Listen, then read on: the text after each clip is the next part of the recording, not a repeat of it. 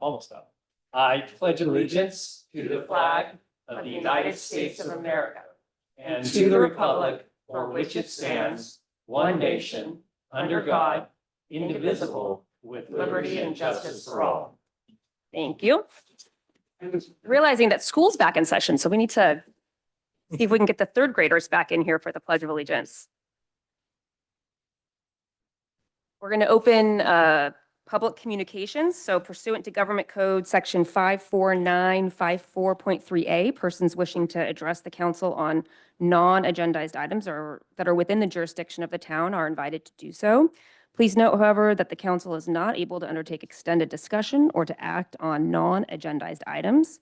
Such items can be referred to staff for appropriate action, which may include placement on a future agenda. This communication period is limited to 5 persons, 3 minutes each. Any additional persons wishing to be heard will be scheduled at the end of regular business. I think we'll start in the room. Anybody for public comment?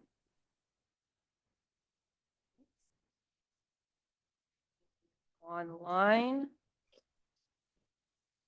Seeing any hands raised? All right, last call for public comment. Okay, we're going to close public comment. And this evening, our town manager is unfortunately ill. So Jean is stepping into that role for this evening. Thank you, Jean. So no town manager update or report out tonight. So we'll move directly into the consent calendar. And all items on the consent calendar are considered to be routine and will be approved by one roll call motion unless a request is made at the beginning of the meeting that an item be withdrawn or transferred to the regular agenda. So looking at my fellow council members, any consent calendar items to pull? I have 2, 5 and 6, please. Okay. I'll be brief. All right. Do I hear a motion to approve consent calendar items 1 through 4 and 7? I move that we approve consent calendar items 1, 2, 3, 4, and 7. Second. Councilmember Brown, Yes. Councilmember Domkowski, Yes. Councilmember Fluid, Yes. Councilmember Gold, Yes. Councilmember Shaw, Yes. Mayor Wall. Yes. Motion passes 6-0. Okay. Let's start with item 5. 5 and 6 together, if you don't mind. Well, I had one question, but actually now that you've pulled item 5, I have a question on it as well. So let's actually do item 5 first. So 5 and 6, I'll focus on 5 first, are the town's response to the San Mateo County Grand Jury Report. And I just brought this up because I think we often hear about grand jury reports and they have a certain weightiness and almost a sinister that something is wrong and, oh my gosh, we got a grand jury report and we need to respond to it. And oh my gosh, it's really catastrophic and we're in trouble. Item 5 is titled Restaurant Exteriors, the Neglected Space. This is what your grand jury has been doing. And this item is about that the health department inspects, for those who read this report, it was a bit entertaining, I thought. The health department inspects restaurants, but they don't inspect the front or back of the restaurant where there's garbage and things like that. And so this is an overlooked area. So the grand jury reported this is something we need to do, and they're asking for our compliance. The town's response in these things typically is there's usually 4, 5, 6, 7 findings. And the answers that we provide, I think it's, for those of you who have never read this before, is that we agree with the finding. That's all it says. It's usually one sentence from the town. We agree with the finding, or we have no information to substantiate the finding. And occasionally there's an explanation, pretty rarely. Usually there's none, but on this one there happened to be one. But I actually just pointed this out because we're hearing about grand jury reports and how weighty they are. And I think this was actually, I'm not saying it's unimportant, but this is, and by the way, the next one, which I'll talk about in a second, is equally as shocking. Thank you, Paul. Sure. Question for, I think, Brandy. In the response prepared by the town in finding 6, it says wastewater from the cleaning of trash areas and from rain flow into the storm drain systems. I I interpreted this as wastewater from the cleaning of trash areas flows into the storm drain systems. Was that the intent of the question? Yes, I believe so. And if Yaz wants to jump in as well, please do so. So I think what they're saying is both wastewater and rain from the trash areas is flowing into the storm drain systems. It's a word, I think the wording is a little confusing. Okay, and then the town's response was it doesn't have information available to agree or disagree. I was kind of wondering about that. Like, isn't that something we could figure out? It's really on a case by case basis, and you have to, I mean, well, I think Yaz, if you're willing, I'd like you to answer this question since you have the purview over the storm water compliance.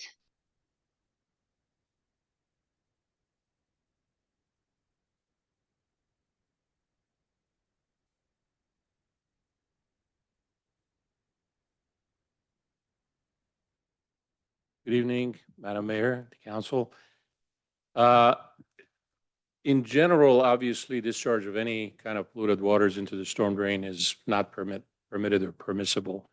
I guess what we're saying is we don't, you have to catch them in the act and kind of see that happening to be able to say yay or nay, this is happening. And we don't have enough information on that front to respond. But we agree that this is not permissible and it shouldn't be done. But wouldn't we have information about like if the restaurant, if it's not going into the storm drain systems, then where is it going? Well, I think what I'm reading here is that they're washing somehow maybe their trash cans or whatever, and that water is actually going into the storm drain system, is what I'm interpreting from reading this. And that's not permissible. But in general, they should have a separate, obviously, piping system inside the restaurant, which they do. That sewer goes to the sewer pipe, and it's separate from the water, from the for example, the sinks and everything that goes into the, it doesn't go into the, well, actually, that goes in there too. But I guess this is an auxiliary act that they're doing. It's not a systematic thing that they're not up to code on their piping system, which is why we don't have enough information, which is what I mentioned, that these types of things would be like somebody doing their car wash, on a street, and that's not permissible either. So. Okay, so am I interpreting it correctly that our response, we're saying that we as a town, we do not have information about where the wastewater is going from the cleaning of trash areas from the businesses in town? Or rather that we don't know if they're doing it, and if they're doing it, we haven't been a witness to it. Okay, and we have no obligation to know that. Well, if somebody complains and we send a code enforcement officer out there and they catch them in the act, then they're subject to a notice of violation. Okay, thank you. And then maybe one question for Jean, just kind of building off of Paul's comments. I don't know a lot about grand juries. What I do know, maybe you can correct me if I'm wrong, is there's the criminal grand juries, obviously, which are impaneled in connection with like a criminal matter. And this is very different, right? When we use the term grand jury here, it's a group of citizens that have applied to be on the grand jury, and it's really meant to be sort of like a citizen advisory group that, and that's about as much as I know. Could you kind of help us understand, or just maybe get on the record, like what the grand jury in this context is meant to do? You're exactly right. This is a group of citizens. It's appointed by a judge at the court, and then they somehow determine areas that they want to inquire into and find out further information about. They send out these type of reports that they prepare and then request that we respond to them. Happens every year on many different topics, and I cannot tell you why they choose the topics they choose. Okay, thank you. Yep. Further, it's not a county supervisor or a judge that's determining the topics. It's citizens and whatever they feel is important. Is that right? That's my understanding, yes. All right, I have no further questions on consent calendar item number 5. I don't think anybody has any questions on consent calendar item number 6 either. Would anybody like? Cover 6 and then we'll do it together. Oh, yeah. Sorry, I thought you already had. Go ahead. So 6 was, by the way, I was actually invited to the grand jury like 15 years ago, and you're exactly right, the civil grand jury, which is determined, as I understood it, we had to decide, I didn't join, but we had to decide the topic on our own. And back then, I didn't join, but it was about CalPERS funding. It was about funding of pensions. I mean, it was a pretty, I thought it was a pretty big deal. And I was actually sorry I didn't join. But anyway, 6 is equally devastating. It's a green bin contamination. This is that occasionally the recycle bin erroneously gets some compost in it, and that this is a big issue that needs to be exposed and resolved. And of course, we did answer that we either concurred with the findings, didn't have enough information, or in one case, I think it was mostly the town does not have information available to agree or disagree with the findings. But anyway, I'm perfectly content with that little commentary. Great, thank you. I would entertain a motion to approve consent calendar items 5 and 6. I will move to approve items 5 and 6. Councilmember Brown, Councilmember Domkowski, Councilmember Fluid, Councilmember Gold, Yes. Councilmember Shaw, Yes. Mayor Wall. Yes. The motion passes 6-0. Thank you for the accommodation.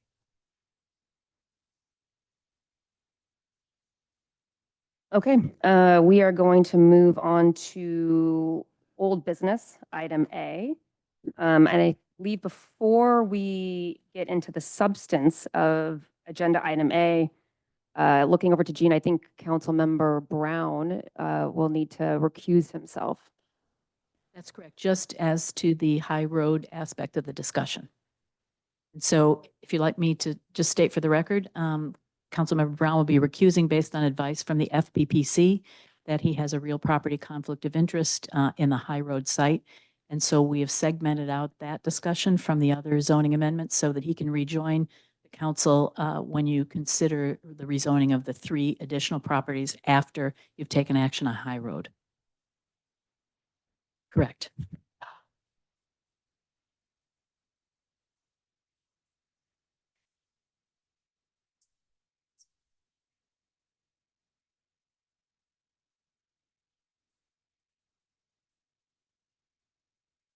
Okay, Jean, would you like to tee up for us the high road proposed ordinance? Yes, thank you. I think I'll just tee up the whole group of ordinances that you have in front of you. So on July 30th of 2024, you introduced amendments to a couple of your zoning ordinances, and you did this in order to implement the programs that are called for in your approved housing element.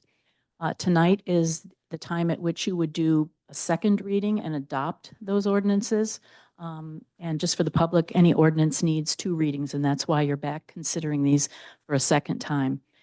If adopted, the zoning would change for 4 properties, 2 town-owned properties and 1 private property and the Kenyatta College. The staff report describes in pretty great detail, and I know the public has attended all your meetings to date, so I won't go into the underlying history of this. But just to say the process this evening will be for you to consider the high road site first, to take public comment on that, and then to act on the high road site. Once that's done, Councilmember Brown will rejoin you. And at that point, you will then consider the rezoning for the remaining 3 sites. Yeah, Sage is here, the planning director, Sage Sean, to answer any questions you might have on the report itself. And Matt Francois, our CEQA outside counsel, is also here by Zoom and can answer any questions you may have related to CEQA. And with that, I'm happy to take any questions. Thank you. Thank you, Jean. So like Jean said, we'll do council questions for staff related to the high road topic. Then we'll take public comment. We'll have council deliberations, and then we will vote. After that vote, Councilmember Brown will be able to return. So looking down the panel, Brian, would you kick us off with any council member questions? Yeah, I think, I guess there are two questions that I get from the public the most. One is that we have a programmatic EIR, and this is going back to something that we discussed, so I just thought we'd ask it again. Project level EIRs, what triggers them? How do we know that we're going to see them for the density sites? I think I'll defer that answer to Matt Francois, please, who should be on Zoom with us. Yes, good evening, Mayor Wall, members of the council. Matt Francois, Rattan and Tucker, outside counsel to the town. And council member, on an issue like this with the housing element, or which is a part of your general plan, as you know, or any large planning document, it's very typical for a program EIR to be prepared for that broad, comprehensive document, because it contains a lot of different policies, objectives, and goals that will be implemented over a long period of time. And that's in contrast to a project level CEQA document, which would be done for an individual development project and is routinely done for those projects as they come forward. So in this case, in terms of the assurances that you would have that future development activities would be studied under CEQA, that is the law. Even though the program EIR looked at the impacts of the rezoning actions on a broad and comprehensive fashion, the law still requires that the next opportunity, if a development is proposed on one of these sites and seeks discretionary approvals from the town, then CEQA kicks in again, and there needs to be an analysis done as to whether or not the specific impacts of that development project have been adequately addressed by the program EIR. So it is the law that check-in has to happen when those individual projects come forward. Okay, thank you. That's great. The other question I'm getting a lot of recently is, I guess at some point in our deliberations, we said that that there would be subcommittees that would involve citizens around the density sites. And there's these questions about, well, how would you define the charter of that? Is it, do we need to codify that, or is it just something that we're going to do? When would we do it? When would they be involved? Is there going to be an RFP process that they could weigh in on? And so I get it. It's always a public process, da, da, da, da. But apparently in our deliberations, it was stated that we would do this. And I guess one of the questions is, should we codify that, or is there something that we should be doing with that to make sure that that promise, if that's how it was interpreted, is something that's going to come to fruition? I don't think you necessarily have to codify it, because usually what you're doing with ordinances is putting in place broader rules that last for a long period of time. And what I think you're talking about here is part of the discussion that will be involved when the town determines that it wishes to proceed with considering a development on either one of the town approved or town-owned sites. And so it's at that point that the council, and this would all need to be done in a public meeting, not in any kind of closed session. You'll have to determine what process you want to utilize to solicit developer, what you want to look at project-wise. That's a very involved, lots of public meetings, lots of public involvement kind of process. And so I think it's at that point, if you determine you want a subcommittee or a steering committee, sometimes that's what it's called, of citizens to be involved, that would be the time at which you would establish that. Okay. And just timetable wise, as a reminder, we have to issue RFPs early in 25, I guess, and then we have to make decisions in a 2-year period on any responses, or isn't there a timetable that is associated with the density sites? Well, you need to make something happen within this cycle. And as you know, we're already, is it two years into the cycle? Okay. And I think Sage is indicating there are some target dates, so I'll let him talk to Target you about dates. those. I don't have the specific dates in front of me. I do know that in terms of starting the RFP process, that's something we would need to start next year. in 2025. Yeah. And so that would work its way through the council, developing what should go into the RFP. And then we would send that out and see what proposals we get and work through the town council that way. Yeah, okay. Just a reminder, there's 3 of us that are around next year to fulfill that commitment. Okay, I was going to stop for a second. So, thank you. Councilmember Shaw? Commissioner, so reading through the packet again, the one significant new item that's here is the whole question around egress. And we have the letter from the fire marshal in our packet, and I'm wondering. I wonder if we should reserve that for Dick? not the high road. Oh, sorry, I can wait. Yeah. I Sorry, mean, we're welcome to bring it up now, but I don't think that relates to high I road. don't want to be redundant. All right, looking down this way, Councilmember Gold? I do have a few questions. Most of these questions are for the benefit of the public and people on Zoom. I think I know the answers to them, but I wanted to at least clarify. The required vote count tonight for this first part is 4 votes. That's correct. And we must actually pass this for Councilmember Brown to rejoin. If it doesn't pass, he can't rejoin. Well, you could still consider the other sites if you wanted to, after you take action on this one, whether it passes or not. Okay, I didn't know that. So I'm glad I asked. And to review where we are, I appreciate your opening comments about it. So at the marathon meeting that we had, the one that went late into the night, we adopted the housing element at that point in time. So that's done. And that included the schedule of sites. So we're not discussing the schedule, new sites. This is just zoning. That's correct. Okay. We also approved the EIR at that time. That is the programmatic EIR. That's correct. And we approved changes to the general plan. That's correct. So those aren't subject here. We also approve the objective design standards. That's correct. So we're not discussing those. This is strictly zoning and first part, just about High Road. Correct.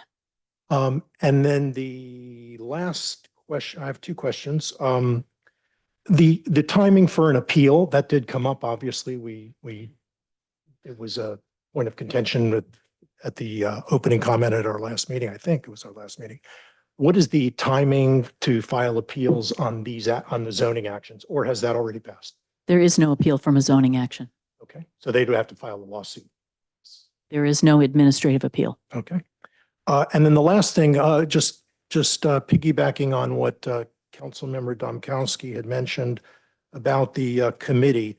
So as I understand it, and I think we mentioned this at a previous meeting, I think the mayor actually talked about having a committee do this. And I think it's a great idea. So the suggestion is that we have a steering committee that will handle each of the 2 town-owned sites to determine how we're going to RFP them, what they're going to look like, the details around them, and report back to the council. That is my understanding of what was discussed. Okay, thank you. Ned? Thanks. I guess similar, Maybe just, sorry, just want to, Please. while it's timely. I don't think that was a suggestion from me. So I don't recall making that suggestion. So just wanted to get that out You there. did, I'm sorry. It was a good one. I think it was mine, actually.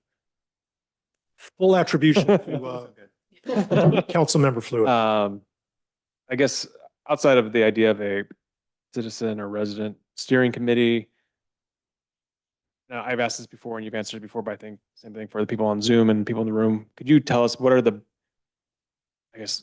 bare requirements? What are the steps that have to take place before anything is built on the town-owned sites? Now, I do like the idea of having steering committee and other things we could do to involve the public, but let's say if nothing else, what do we have to do to eventually have a building on these town-owned sites? So you would need, first of all, to decide what kind of a project you want to put on that site. And that's a theoretical planning exercise that involves the public usually. Always in one form or another, through public meetings or through steering committees, through ad hoc committees. You would then, once you have determined what sort of project you might be willing to consider, you then would issue an RFP. There would be some opportunity for developers to respond to that under the Surplus Lands Act. That adds some additional timing to it. So we're really talking about a fairly long process. Once you have identified a developer that you want to talk to, you would then begin a negotiation with that developer for what's commonly called a development agreement, which would outline the terms under which the property would be developed.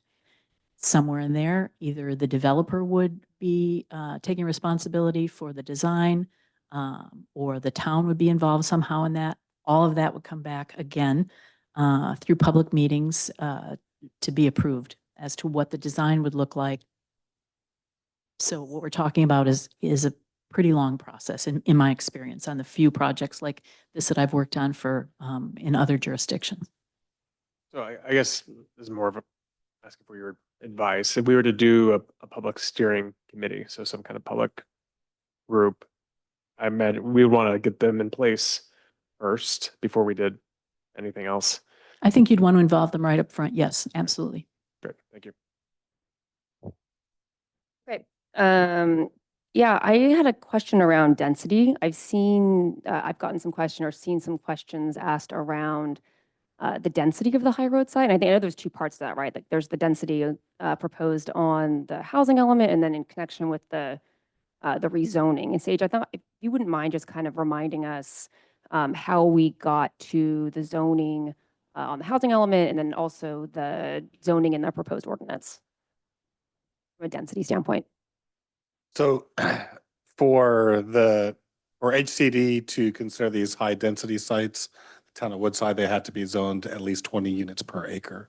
HCD does acknowledge that some sites are constrained and you may not always reach that density.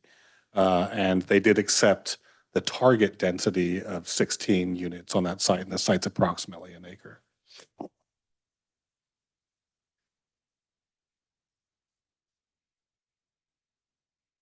Okay, thank you. Any other questions? All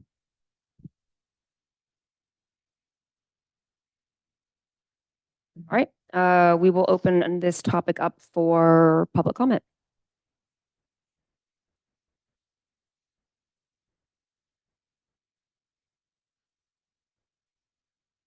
Anybody in the room wanting to make public comment? This is just High Road. All right, I'm not seeing any. All right.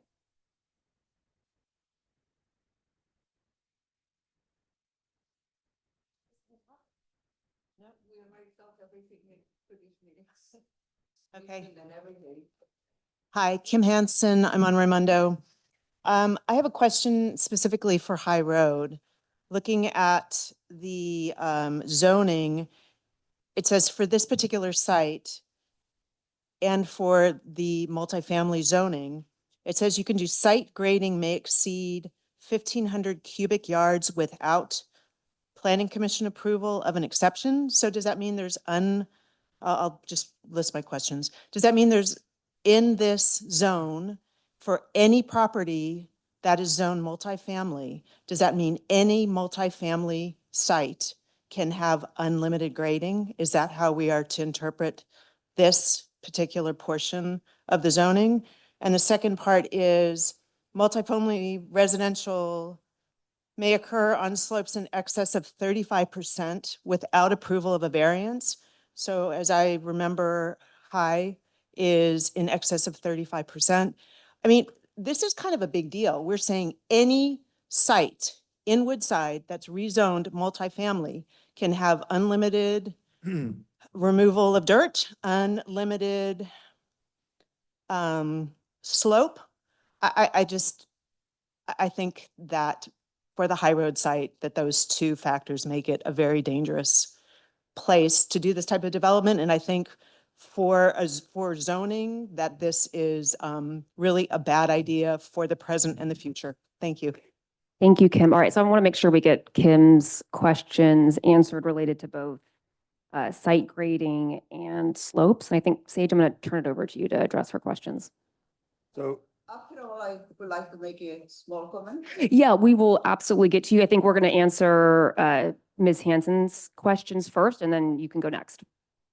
So the zoning in this particular zoning district would not require a grading exception. I wouldn't suggest it allows unlimited grading. There's lots of limits to grading in terms of other constraints on sites. But it does not require planning approval of a grading exception. So that is just being made clear. And also to develop on slopes in excess of 35%. Also, there is no variance required on those sites. So it just does not require planning commission variance approval to develop on those steep slopes. Can I follow up? Yeah, Kim, come up and you can follow up on your question.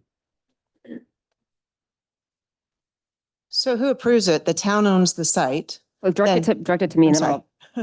The town owns the site and the town makes the rules and the planning commission doesn't get a say in it. So I know sometimes the collection of words is a little obtuse for me, but what I heard is town owns the site, town makes the rules, town can do what they want in multifamily. Okay, thanks, Kim. Sage, could you maybe kind of elaborate more on some of the constraints to zoning or to grading and development on slopes? And to the extent you want to talk about responding to Kim's question. Yeah, I mean, in terms of constraints, it's just site by site that you could, I mean, primarily geotechnical constraints would be involved. But again, with the town-owned sites, the town council will choose how those sites get developed. And it'll have to go through that process. So whether it's 1,800 cubic yards, 1,200 cubic yards, that's something that the town council need to consider as part of design that it approves for the town-owned sites. Can I ask a follow-up? Yeah, go Yeah, ahead. so these lifting of constraints were at the behest or command of HCD? I wouldn't say talked about this directly. once They before. didn't directly ask for that. It was a way to make sure that these sites could be developed without these types of constraints.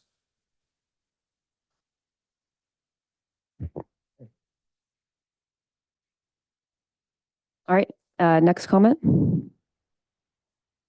My name is Marcela Mahoney del Alcazar, and we already talked about everything, so I'm not going to ask any questions.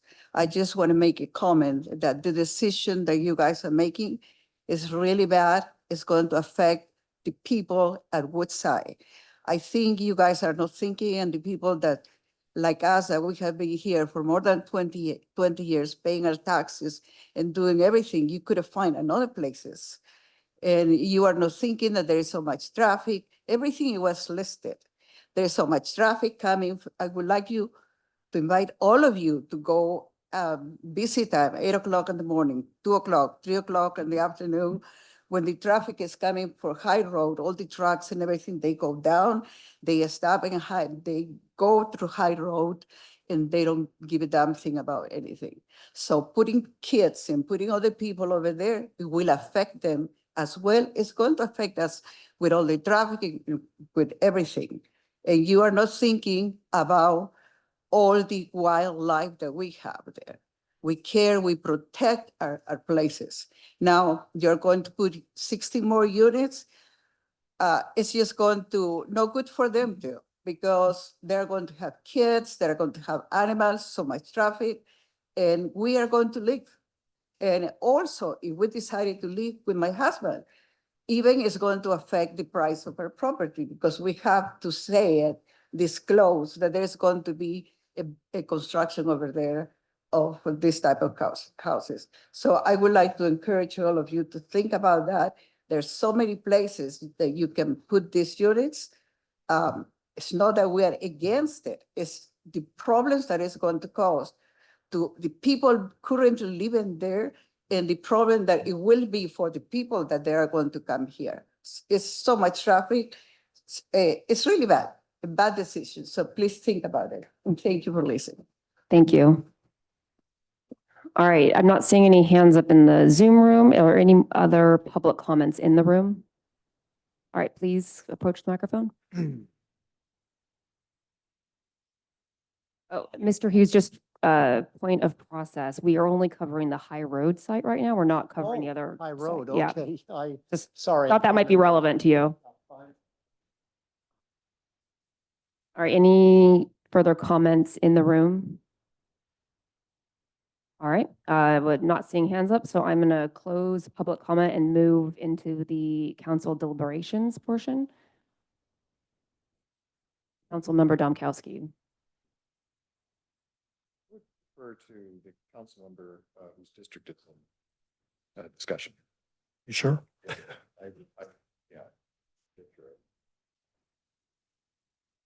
With the mayor's consent. Well, I mean, So, right. Councilmember Shaw, do you have anything? Great.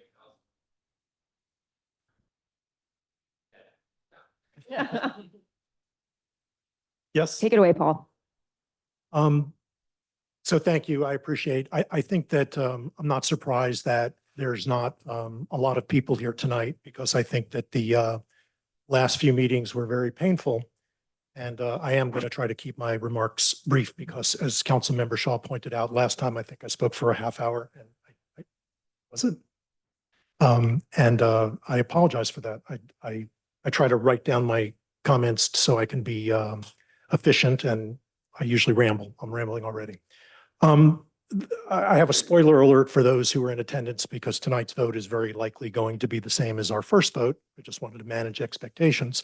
I see no reason to change mine, and I presume that my colleagues don't see any reason to change theirs. But before I begin, I just wanted to note that although I disagree with my colleagues on this particular issue, I think citizens should know that the five of us, the six of us when Councilmember Brown is here, we generally agree on most issues. I think you see this on the Supreme Court that I think 90% of their decisions are unanimous, but we tend to focus on the 5-4, the 6-3 votes. And this is one of those, although it's likely 4-1 or 5-1. This issue is different though. And I suspect that if their districts were allocated 91 of the 124 of the town's multifamily units as mine has been, instead of 0 as their districts enjoy, they might feel just a bit differently. There's no need for me to comment on the merits of this particular zoning change on High Road beyond pointing out that this site is absurdly unsuitable for a small single-family home, let alone a 16-unit apartment building. I think that if we can change the zoning from one extreme, open space, our most protected designation, to a brand new one, never used in Woodside before, MF 20, multifamily 20 units per acre, then our zoning laws are meaningless because we changed this completely capriciously. This was done to accommodate the state. This has nothing to do with the merits. And I think the council has never even discussed the merits. I'm going to get to that in just a second. We're doing this because the state has a proverbial gun to our head. And I get that. But if we can make that kind of change, how do we hold others to those zoning regulations? I mean, we have zoning regulations that say you can't even put a second driveway in, and we've red tagged projects because they violate. I just had one on my street that was red tagged because of a retaining wall. And yet we just say open space, our most protective status, we're not going to build a 16-unit condominium there. It just, to me, it just seems outrageous. I think it is outrageous.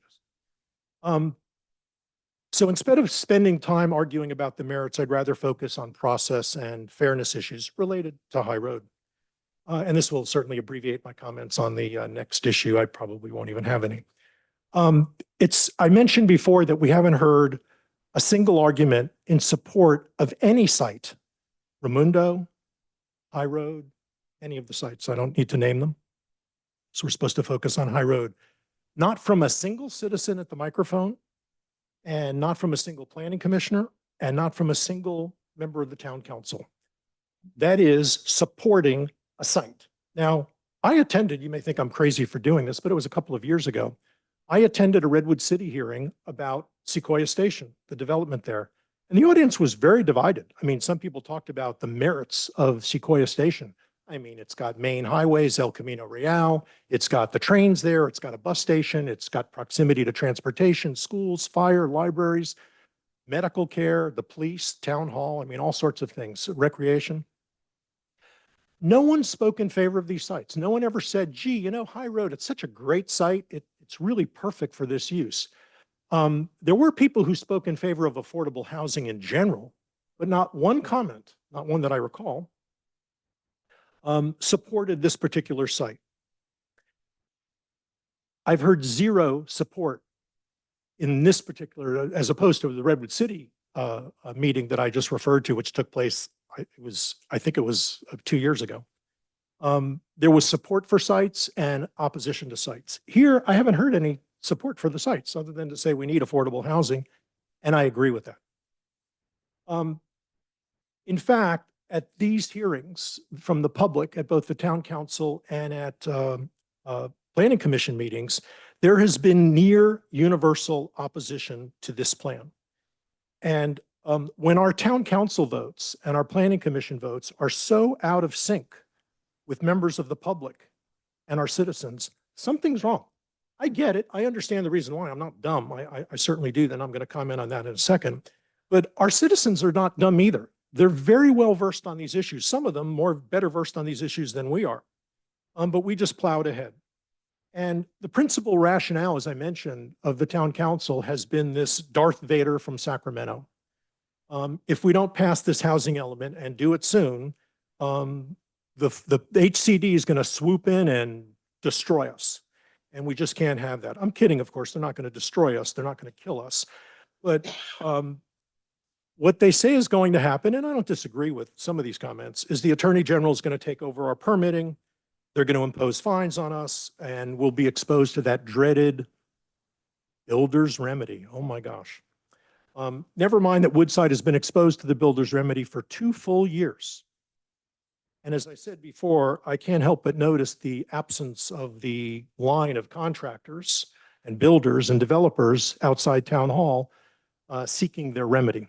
It just hasn't happened. And it hasn't happened because our town is simply not appropriate for that kind of development. And that's not to say that the consequences aren't serious. They are, and I get that. But they've been overstated. And I'm going to give you an example, a very specific one that actually Councilmember Brown was referring to a bit earlier. I'm not aware of a single city or town, I may be wrong. I do Google it. I Googled it just before this meeting. It's been fined. And as for the infamous Beverly Hills experience that their permitting has been shut down, well, let's say that turned out to be somewhat overblown. I know this because I spoke with Michael Forbes in Beverly Hills. Michael Forbes is the head of community development there. Planning, building, permitting, report to him. He's an executive there. And I spoke with him and I told him about, gee, I've heard about Beverly Hills. By the way, if you Google it, it doesn't really come up. There's not a lot of information there. And I asked him, gee, I heard your permitting was shut down by Sacramento, that they came in and you can't even I think the word was, you can't even get a hot water heater approved. I think that was actually the example was used here. And he laughed a bit and he said, actually, that's not quite the case. And by the way, he was very forthcoming. I just called him. He picked up the phone right away. And what actually happened was this was a civil lawsuit. It was from the California Realtors Association, was suing Beverly Hills over a very specific project. And the judge, Judge Kinn, K-I-N, was very frustrated with Beverly Hills because they were delaying things. And Judge Kinn imposed sanctions against Beverly Hills by saying, you are no longer allowed to issue permits on anything except new housing. That would actually include hot water heaters. And he immediately stayed his order. Now, since Beverly Hills, by the way, according to Michael Forbes, not a single permit was ever stalled or delayed. Not one, actually, none even came in before it was stalled, before it was stayed. And so there's been some misinformation, and I understand it. I don't, it's hard to find this information unless you take the time to speak with these people personally. But I think the Beverly Hills experience is important because it's been pointed out to us that we don't want to be like them. And actually, it had no issue whatsoever. Since that time, Beverly Hills is now in compliance. They actually have, their housing element is approved. And so I said, so what happened to that stay? He said, it's moot. It doesn't matter anymore because we have an approved thing. We're in compliance. So there's nothing else that's left to do. So as I said earlier, and I am going to try to wrap up my remarks because there's no need to delay the inevitable here. I said that not a single speaker spoke in favor of a development site. And that's not entirely accurate. Actually, one speaker did discuss the positive aspects of one site. And that speaker was me. I spoke in favor of using Kenyatta College. I don't know if you'll recall, but I mentioned 5 items that I wanted to do: reduce the density at 2 of the sites, the 2 town-owned sites, to something more reasonable like 3, 4, 5 units.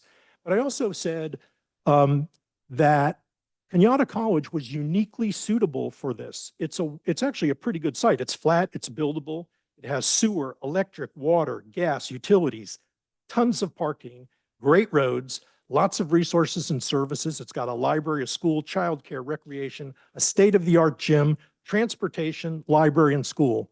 Doesn't sound a lot like High Road, doesn't sound a lot like Raimundo. Easy access to Jefferson, easy access to the 280.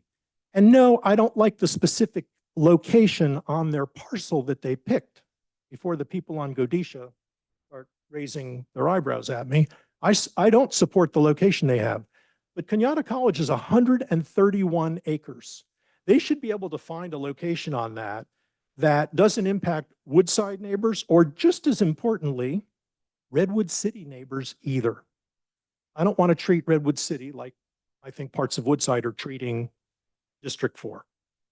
And so this is not a NIMBY issue for me. I'm willing to take them all. I think Kenyatta College is an absolutely appropriate site. And to the extent we can locate a site there, we're not going to make a change now. We're not changing the schedule. But to the extent we could find a location on that 131 acres to locate these, you would have my undying support. After a recent meeting, one council member shouted at me in the parking lot, "Well, don't you want a housing element?" And I said, "Yes, I do. Indeed, I do. But not this one. I don't think this one is fair or reasonable, and it places the town's entire burden on a small, fragile neighborhood. And that's not right. That's not how we do things in Woodside. I don't think that's very neighborly. And I don't like to criticize or reject anyone's plan. I think you may know that of me by now, without offering an alternative. And so I proposed alternatives. I actually proposed them twice. I did one at the last meeting. I had listed that 5-point alternative plan. And it was very quickly dismissed without any discussion. It's too late, I was told. That ship has sailed. And you know, maybe that's true. It is too late. But we could have held hearings at any time during the prior 18 months when we were holding such important meetings on such weighty issues as our flag policy, paying our town council members, defending a non-existent plan to disband our volunteer committees, or meeting to approve the holding of the November election. Those in fact, we devoted entire meetings to those single agenda items. But the housing element, we hadn't met on it since January 31st, 2023. And so I think that, and by the way, I did ask for those meetings. I asked for them in writing. I actually checked my emails. I did it at least 8 or 9 times. I just stopped looking after that. And every member of the town council was copied on those emails. But they were denied. They were not brought to light. And I think that that was a mistake, because instead what we did was, I think, the most egregious thing of all. And in that, we crammed all of these contentious, consequential issues into a single agenda item. We actually held a single public hearing to adopt the housing element, to change the general plan, to adopt the objective design standards, and to approve what was it, like a 200-page environmental impact report, and to rezone 4 properties. In the past, each of these items would be devoted to an entire meeting. I mean, if we completed those in a 3-hour meeting, I think we would consider that an accomplishment. Instead, we took all of these issues and put them in a single agenda item. And so it's no wonder that it was a 6-hour meeting that ran till 1 o'clock in the morning, where we actually had to vote to extend our time constraints and extend the meeting. At 1 a.m., it became pretty clear that we were out of time and energy and gas, and we told everyone to go home. And many of our friends and neighbors who came to speak and sat in those chairs for 6 hours without having their subject come up so they could come up and speak. This is after they did all the planning, put together their thoughts, put together their notes, in some cases put together presentations.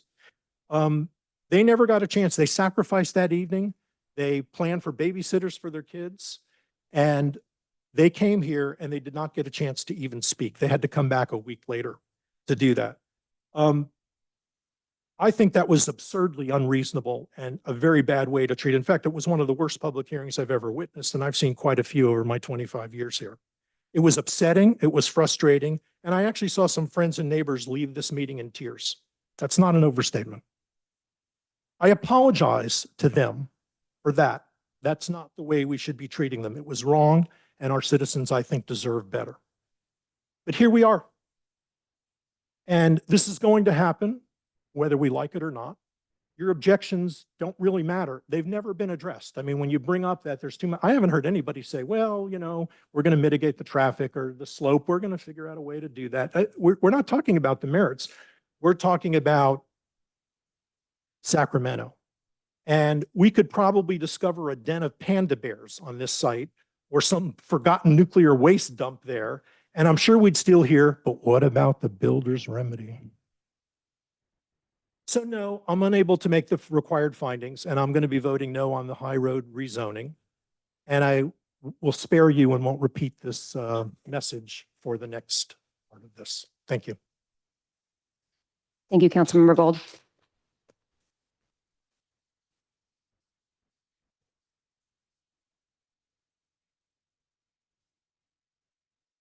Gonna refute your no public support comment because there were at least two people, one who spoke in favor of High Road and another who spoke in favor of Raimundo at the microphone. And that doesn't account for the private conversations from people who do support it, but are afraid of the abuse that they would get from their neighbors from speaking in public. So, you know, we could go down the list, but I think when you say nobody spoke in favor of them, there were. And one was Rob Hollister, who doesn't live in, he lives in your district, but not near High Road. And another who lives in the Glens, who's in your district, who both stood up in public and quite bravely in front of 10x the number of people in this room and said, I think these are sites that we have to have and we have to have multifamily at them. So I'll leave it there. I'll also just say I appreciate the council's willingness to adopt additional resolutions around second egress and around owner occupied and welcoming the next generation of Woodside residents through ownership. And because of the support of the council on those resolutions, I will be voting yes on this measure, which I think made it better. Ned? Yeah, I guess the only thing I can say that has not already been said at many of these meetings, which is this is the beginning of a very long process that will have significant public input from people in this room, other neighborhoods, including town council and staff, and that all concerns have been heard and all concerns will continue to be heard. So I am in favor.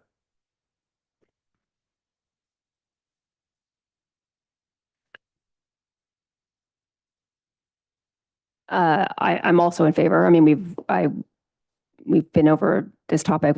No additional new information has been received that would change my vote.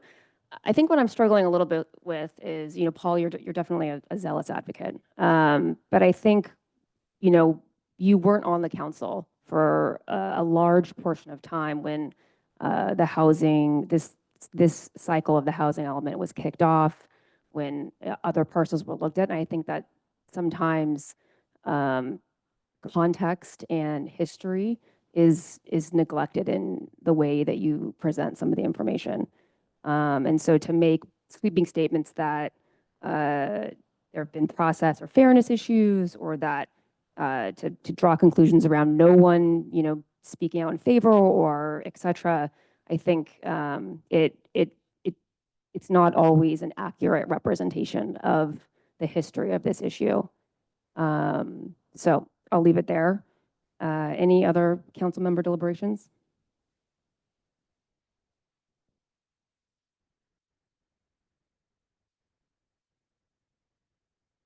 All right, with that, I would entertain a vote on the High Road. Sorry. Yes, I'd like a motion.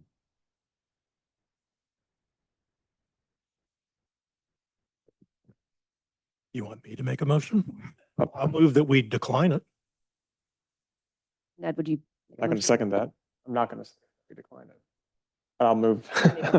Yeah, I will move that we adopt the amendment to the zoning map designation for APN 069-170-450 High Road parcel from open space for preservation of natural resources to MF. I'm going to look to Gene to make sure I got that correct before we, Correct. okay.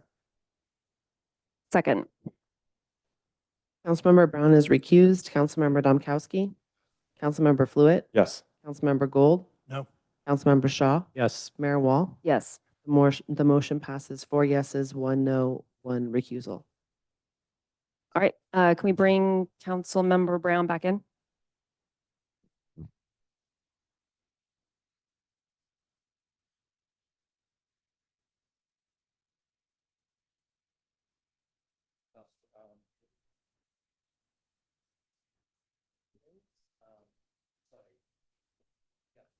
Attachment two.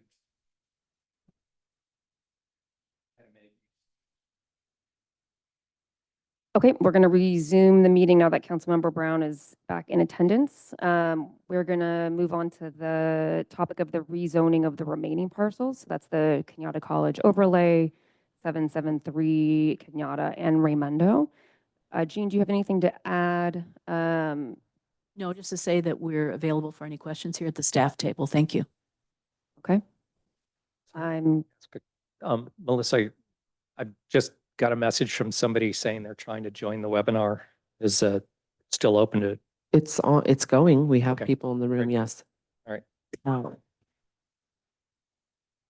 Yeah, no problem. Okay, I'm looking down the table this way. Councilmember Domkowski, do you want to kick us off? On the additional. Yeah, if you have any questions for staff. I mean, I don't want to steal your. No, I mean, jumped the just, gun. yeah, The issue around second egress, and the letter from the fire marshal and just interpreting that, it's a little bit of an obtuse letter at some level. So, what is she saying? So let me give you a little context to the letter and then I'll tell you what she's saying in the letter. So at a staff level, we started to hear real concerns being expressed by residents that the property on Raymundo was out of compliance with the fire code as currently built out. And there was concern expressed about that. And there was also a concern that was being expressed to staff that no additional development of any sort could occur in that neighborhood unless a second access road was provided. And so we reached out to the fire department because we were being advised that those two thoughts came from conversations that may have occurred with some officials at the fire department. And what we were advised and what is indicated in the letter is that neither one of those statements is true. What the fire code, the particular section of the fire code that was being referred to comes in a section of the fire code that deals with the development of subdivisions.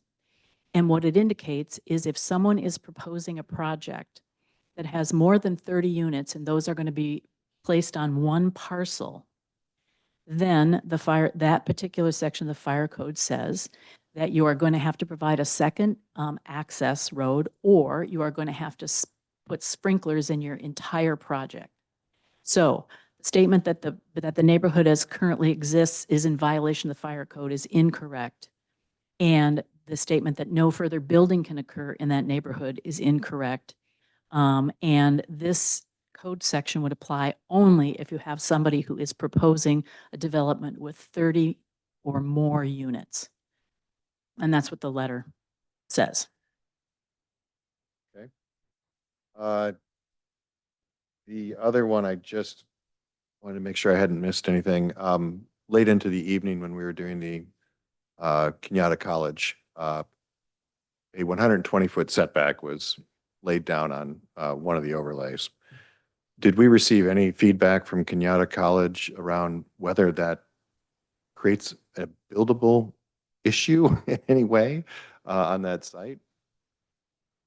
I don't. They didn't, nobody looked into it after 120-foot setback was laid out. And to clarify for the record, the council passed 110-foot setback. 110.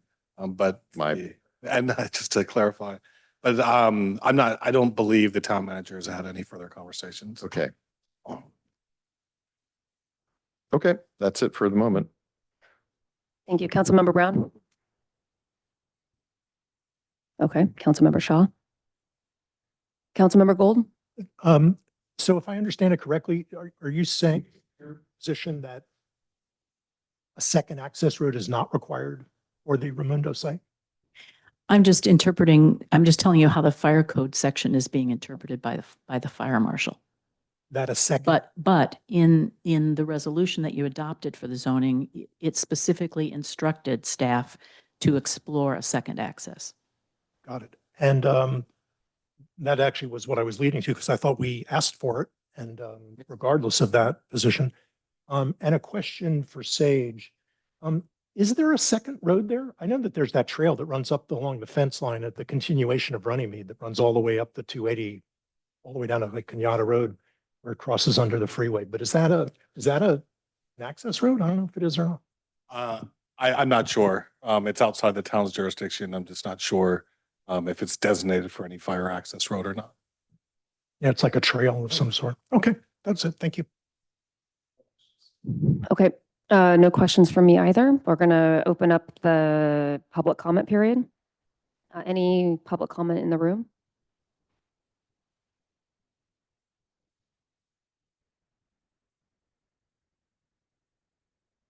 Hi, I'm Sue. I live on Raimundo.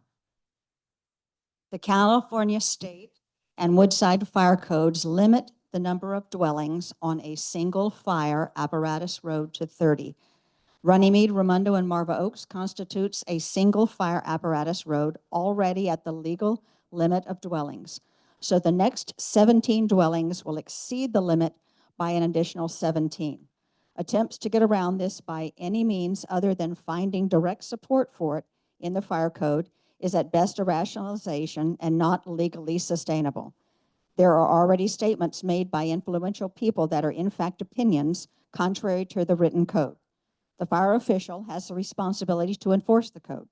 The fire official has the authority, which is limited, to interpret the code. Such interpretations shall be in compliance with the intent and purpose of this code and shall not waive the requirements of the code. If applications are non-conforming, the fire code official shall not issue a permit, but shall return the application to the applicant with a refusal to issue the permit. If the permit does not comply with the fire code, the permit is in podium here. Sorry The about fire that. code We really official have a is podium. authorized to revoke a permit issued under the provision of this code where it is found in violation of this code. Thank you. Appreciate it. If a permit slips through, it is still a liability and remains invalid until resolved by compliance. For the past 2 years, we residents have voiced our concerns about our health and safety. Our street borders Huddart Park, Golden Gate, and San Francisco watershed, which encompasses thousands of acres of fire fuel. Evacuation is critical for us. I can imagine there's a lot of pressure to favor developing the Raimundo site over the health and safety of us citizens. The fire code official is bound to interpret the code, and that interpretation shall be in compliance with the intent and purpose of the code and shall not waive the requirements provided for in the code. Section D107, 1 or 2 family developments, isn't that what we on Raimundo, Runnymede, and Marva Oaks are, a residential development? We may be an older existing residential development, and if we are not a residential development, then what are we? We're not commercial, not agricultural. We are a residential development. The fire code D107 specifically states developments of 1 or 2 family dwellings where the number of dwellings exceeds 30 shall be provided with 2 separate and approved fire access roads. It would be incorrect to conclude, since the Raimundo parcel is planned for 17 new dwellings, which is under the 30, that the existing fire apparatus access road, Runnymede, Raimundo, and Marva Oaks is adequate.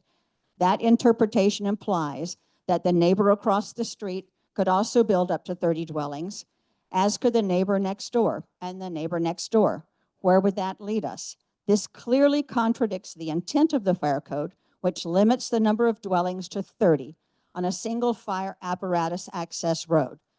The addition of 17 new dwellings, in addition to the 30 existing dwellings on this single fire apparatus access road, would violate the fire code. And to comply would require a separate fire apparatus access road in addition to the existing Runnymede, Raimondo, and Marva Oaks fire apparatus access road. Safety must come first. The health and safety of the 80 or more residents living and working along Runnymede, Raimondo, and Marva Oaks is of utmost importance. Just because the town is eager to develop this site does not justify putting our lives at risk, especially in the event of a wildfire. We rely on the fire code to safeguard our health and safety. Thank you.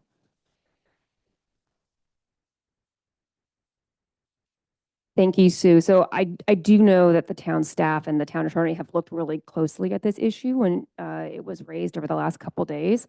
So I do want to turn it back over to Jean, our town attorney. I think you kind of already answered the questions related to this, but if you could kind of reiterate the town's interpretation of section D 107.1 and how that relates to the need or the not need for an additional fire access road. Sure, and I know that Mrs. Paletti doesn't agree with this. She and I've had a long conversation about this. But the way that we interpret and the way that the fire district is interpreting this code section is that it indicates when you have a 1 and 2 family development that involves 30 or more units that will be placed on a single property. That is when this section is triggered, requiring a second access. But as Councilmember Gold just pointed out, and as Councilmember Domkowski indicated, the council has directed that a second access road be looked at as part of this project, even though this code section, fire code section, does not require it. Okay, thank you. That makes it very clear. May I just rebuttal real quick? My please husband, continue. my husband isn't here. May use his 3 minutes if that's appropriate. You mentioned 30 or more units. The fire code states dwellings, and I'm aware of the fire marshal's letter. I interpret it to mean if you're going to build on that Raimondo site, if you have 30 or more units, you need a second access road. Well, she and I have gone back, and she just sent me an email right now. She has not yet defined the code for us that backs up her assertion. She mentioned, yes, that site, 30 units or more, requires a second access road. I'm saying Raimondo, Runnymede, Marva Oaks, we are living in a residential development, and the fire code states we are requiring a second access road the minute you put number 31 on our road. So this new development will require a second access road. And she has yet to back that up with code. She's talked to some officials, and they talked about a subdivision, parcel subdivision. They talked about a neighborhood. Nowhere have I found yet in the fire code those words. And I've asked for her to cite the source and And just to be clear, when you say she and her, you're referring to Oh, town the fire attorney, Ms. Savary. the fire marshal. I've asked her Oh, to cite the code. If I'm wrong, please prove me wrong, and I'll accept that I'm wrong. But right now, she and I are still going back and forth. I think she's under my personal feeling. I know that site backs the fire shed. I've asked if you all have looked at an access road for the fire shed. I spoke to 2 managers. One is the land manager. He said it's virtually impossible to get a road through there. So you guys know that. We know this. So I know it's very tough. You guys have your back against the wall, and you're trying to make this work. But the fire code officials, and there are 2, have the responsibility. The code states that they have to obey the code. We can't, he said, she said, it has to obey the code. And at this point, I would suggest that letter, we're not finished yet. We're not, it's not gospel. Thank you. okay. Thank you, Sue. Yes, Councilmember Shaw. Great. So I mean, under that well, I can save it for deliberation. Yeah, Okay. sounds good. Right. All right, I'm seeing Thalia and Steve's hand up in the Zoom room, so we're gonna go to you. Can you hear me? Yep, we can hear you. This is Steve Lubin. I have two comments, and one is the area that's designated for rezoning at 773 Kenyatta is based on an unapproved subdivision map. I think that's appropriate, as I think it would be more appropriate to use the rectangle in the housing element, that using the area from the subdivision map implies some prejudice towards approving a subdivision that has not yet been approved. So I'd ask you to change that. The other issue is the objective design standards. And I think the discussion at 1 o'clock in the morning about Kenyatta College illustrated how poorly considered these are. I think it's time to get a group of architects who have worked in town to work on revising these standards, much like the town got a committee to work on the residential design standards, which are excellent.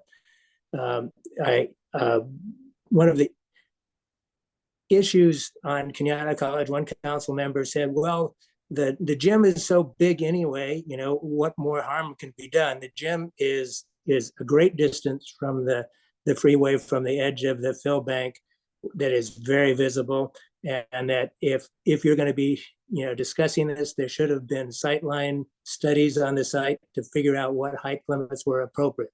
There are also a lot of kind of stylistic issues in the residential design guides, which I think don't really address our issues. Thank you. Thank you, Steve. Just checking, I think you were just making commentary there, but were there any questions that you wanted answered? I'm not making questions. I'm asking you to revise the area that's zoned at 773 Kenyatta, and I'm asking you to form a committee to revise the subjective design standards. Okay, thank you, Steve. Going back into the room, is there any public comment in the room? All right, Mr. Hughes.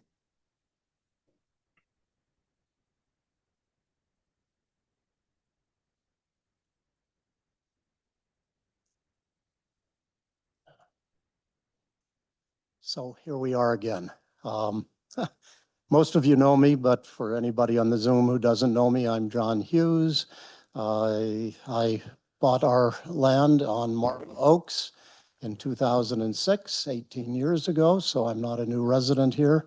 We built our home, trusting that everything would remain much the same, and much the same as Woodside did from 50 years ago when I was in grad school here, in law school and business school. And then I left, went to New York, practiced law on Wall Street for 40 years, and retired to Woodside to raise my family. I have a younger wife. And I lived at 524 Moore Road. That it was really good in those days. I just wanted to say, you know, so I bring a little bit of history to it. Also, it's an introduction to what I'm going to say about the fire code. Being a lawyer, I researched the thing. One of your comments that wasn't mentioned in the meeting about John, can you direct your commentary to the council? Oh, yes, excuse me. One of the town council's comments was that, what she didn't mention was that this only applies to new, this portion of the fire code only applies to buildings to be constructed or buildings to be permitted. So that's another argument for you.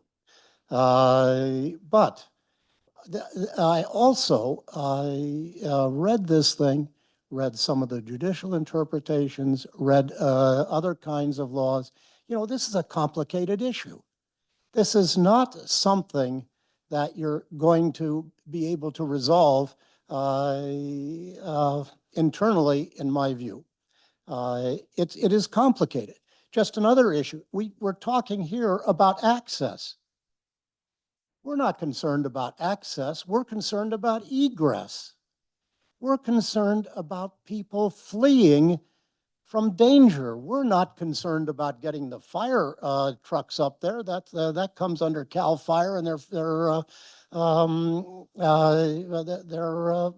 airborne units and things like that. This whole fire codes Part D is concerned with access. There are detailed instructions on how to build your access roads to accommodate a 75,000-pound fire engine. That's not what we're asking for. We're asking for people to be able to run away and for safety. And this should be looked at further. And so I would then like to revert to something that you, Mayor Wall, proposed, and several of my neighbors took note of it. And it's been noted to me by a few council members that we establish a committee, or maybe even two committees, to supervise the implementation of the Housing Element 6 as it applies to High Road and Raymundo, and that the members of this committee include a member of the community, so that the community at least feels that maybe it had a voice in determining its future, determining its safety, the safety of its families, its animals, everybody. So that we establish a committee, definitely with a staff member or two, definitely with one or two people from the neighborhood, town council member, if you would consider, and any other that you would consider. So I just like to ask you, are you still in favor of establishing such a committee on a timely basis? Because we have to get started on this. The RFP has to go out, and developers have to be talked to. And I'm not talking. I'm not suggesting that that the committee write all the details of the RFP, but it ought to be able to weigh in on the details of the RFP. Is it going to require egress? Is it going to require owner occupancy? Is it going to require a sewer? Is it going to, all of these things have to be set forth initially in the RFP. So it has to be done now or within, by the time the new council is seated. And so may I ask, is this still the opinion of the council? If when you go around, if you could just say, committee yes, committee no, that would help me and maybe some of my neighbors. Yeah, I mean, I can start. So I definitely can't take credit for the committee idea. I think it's something, I think it's a good idea. It's something that we should definitely look into. Whether I could say for sure right now, like whether I would 100% support it. I think it's something that I'd like Sage and the staff to look into and then advise the council on how that would work. I think it's a little unorthodox to establish a committee to then weigh in on the RFP process, but definitely interested in understanding more about how that would work. And once I had more details, then I could say yay or nay, whether or not it's something that I could support. Well, and the committee would look into this issue on egress also. Yeah, so that maybe- was in my view, but Well, that's in the terms of reference. That we Yeah, prepare, question, maybe, so on the topic of egress, just maybe bouncing that topic over to Sage. I mean, that's something that most certainly would be addressed in connection with any development on this site. Isn't that right? Yes, I mean, any development will have to meet all requirements of the code, and then further than just requirements, for the language of the resolution or the ordinances and other resolutions, that the town will explore looking at additional egress as part of development of those sites. And remember, the code sets minimum standards. It says right there, these are minimum standards to guide local jurisdictions in the formulation of any code provisions that might be greater than these. We can, the fire code doesn't permit us to establish a way for our neighbors to flee.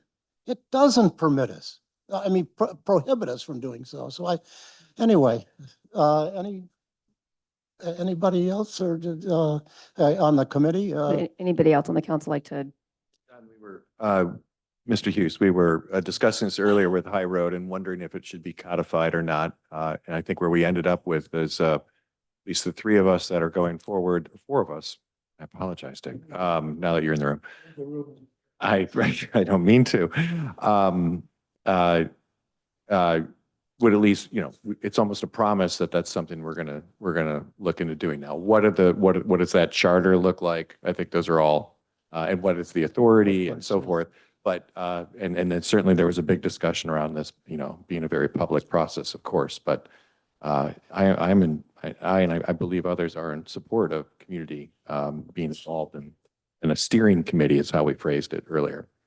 Whatever. Yeah, whatever. The name However- doesn't whatever you call matter, it. the function matter, the terms of reference matter. I'd ask you to keep us informed by this, and just don't let it die quietly. The staff says, oh, this is too complicated. You say, yeah, it's too complicated. Let us at least know so we know we know to go to option B, option C, whatever. Anyway, thank you for your attention. Thank you, Mr. Hughes.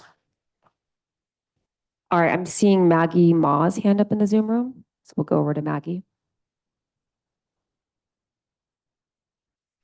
Yes, hi, good evening. I would just like to say that what I remember when you approved this site, the last time it was with the proviso that there be a second access. And so I'm confused about why there's a question about this now. Thanks. Okay, thank you, Maggie. Sage, can you kind of give context on the second access topic and provide a summary of where we're at on that? Sure. The actual code language, so the planning commission added some language about ensuring that it meets the fire requirements. So that was done. No changes were made to the ordinance at the first reading. So that was introduced, and now it's at the second reading. And then the council added language that the town of Woodside further acknowledges the broader evacuation concerns associated with single egress site at APN 072-041-040 Raymundo Drive, and directs staff to research additional egress options as well as related to roadway and infrastructure needs near or adjacent to this parcel. And so these are all things that need to be explored as part of development on the site. Maggie, does it answer your question? No, it does not. My understanding is that it was approved with the proviso that there be a second egress. So that's incorrect. So I think. Oh, when you okay. see- Yeah. Hmm. It was a direction to staff to look into. Okay. I stand corrected. Thank you. Okay. Any. So I still see Thalia and Steve's hand up in the Zoom room. Am I correct that maybe Thalia wants to speak now? Excuse me, this is Steve again. Do you hear me? Yep. Okay, I just wanted to add that along with the objective design standards, that what Kim had brought up about grading and slopes, I think are all things that are appropriate to be reconsidered. And I just wanted to be sure that you understood that was included in my request to reevaluate the objective design standards. That would not slow down your rezoning or your moving ahead and other things, but I think we could greatly improve what has been done in that regard. Okay, thank you, Steve. Anybody in the room for public comment?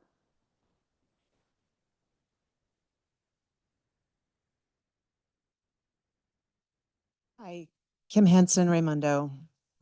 Mayor Wall, you had said that if there was new information for the High Road topic, you said if you didn't have new information that would allow you to change your vote. I saw a den of radioactive pandas on Raymundo on the way here. So the combination of that and the fire code should be exactly what you all need to change your vote. Seriously, I've been here with y'all for 2 years, 2 very long years. It's been a heartbreaking experience. It's been a frustrating experience.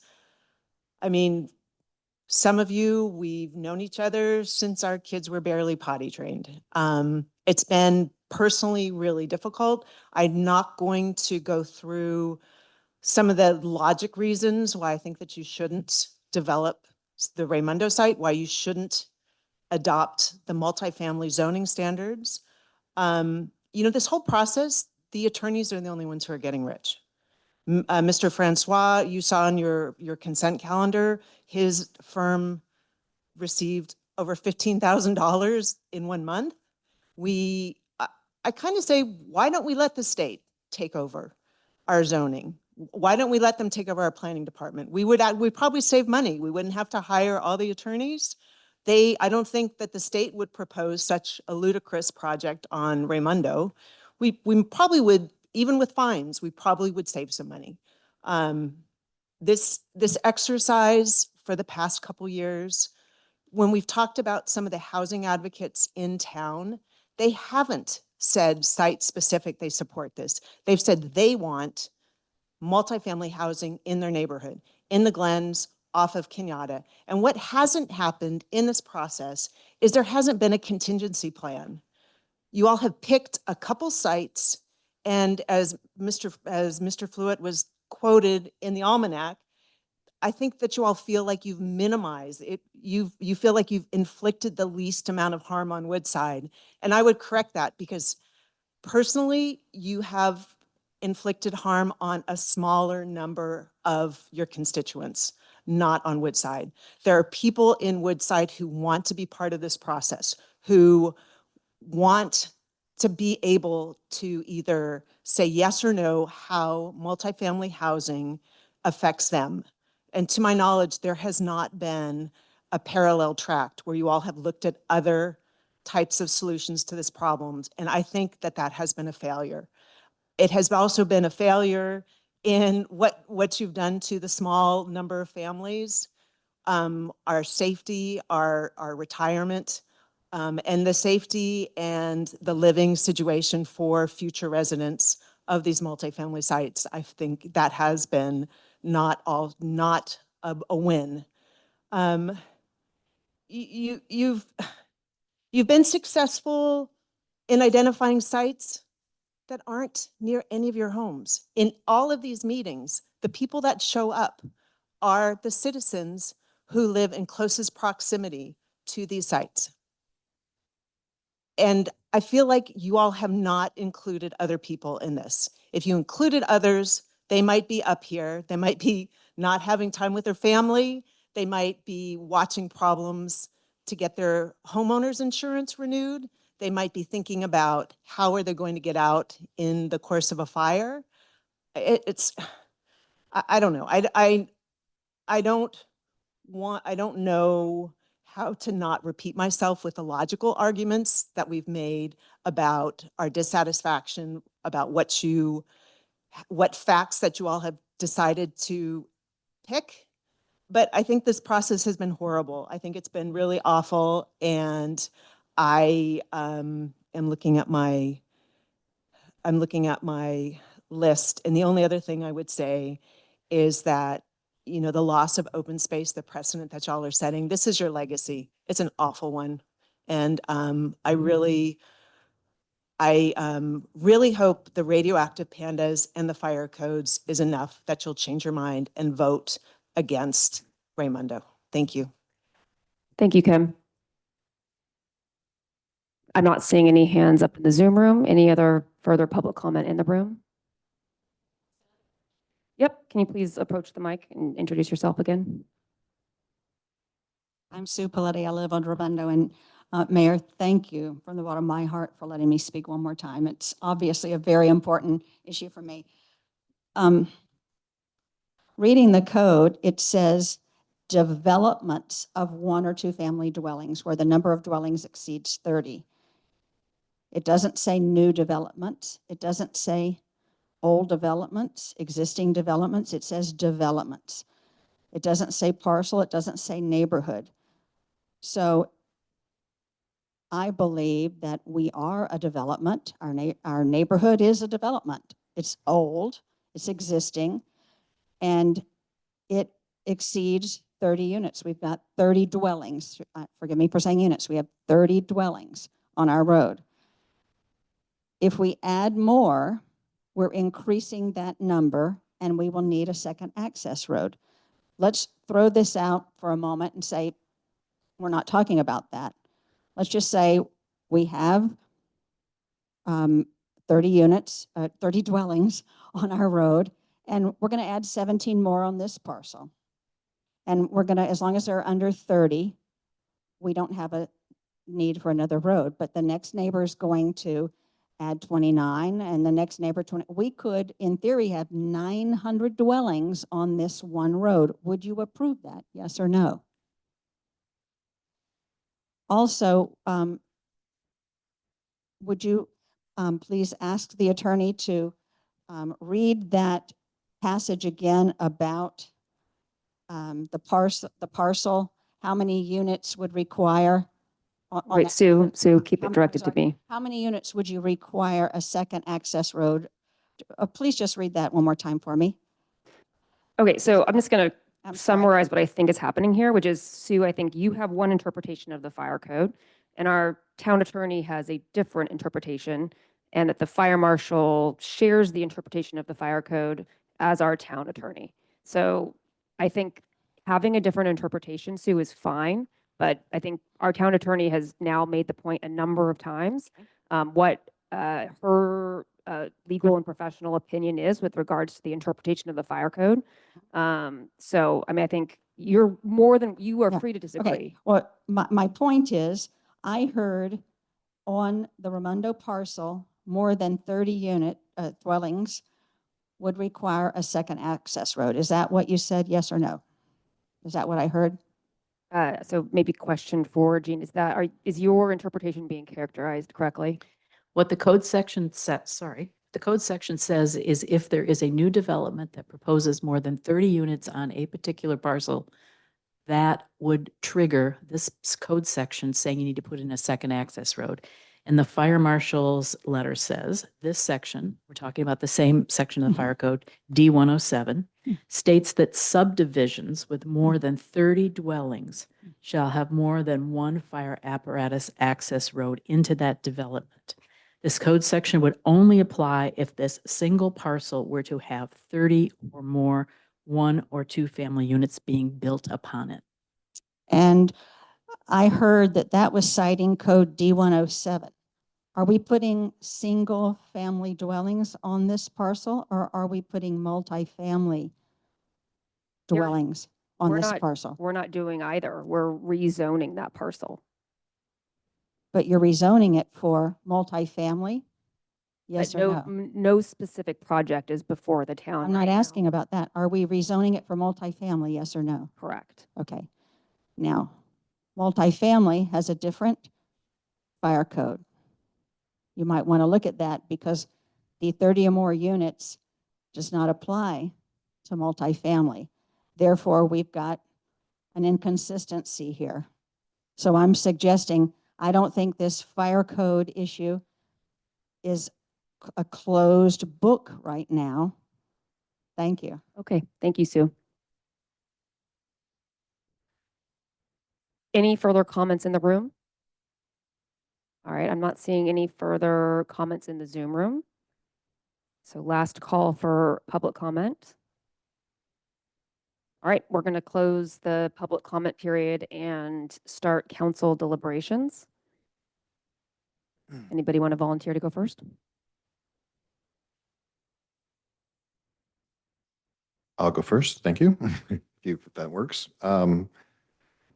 So there are, very loud, sorry, relative attractiveness issues with each of the town-owned sites, particularly relative to every other potential property a developer could take on throughout the county. I just want to acknowledge that the concentration issues in certain neighborhoods is a real concern with the plan. And I know I suspect we are all looking forward to exploring the town center plan in terms of sort of next steps for development as needed. The Raimundo site obviously has real hurdles with it in terms of lack of sewer and not close to the downtown and issues with egress and so forth. There is a lot to work through.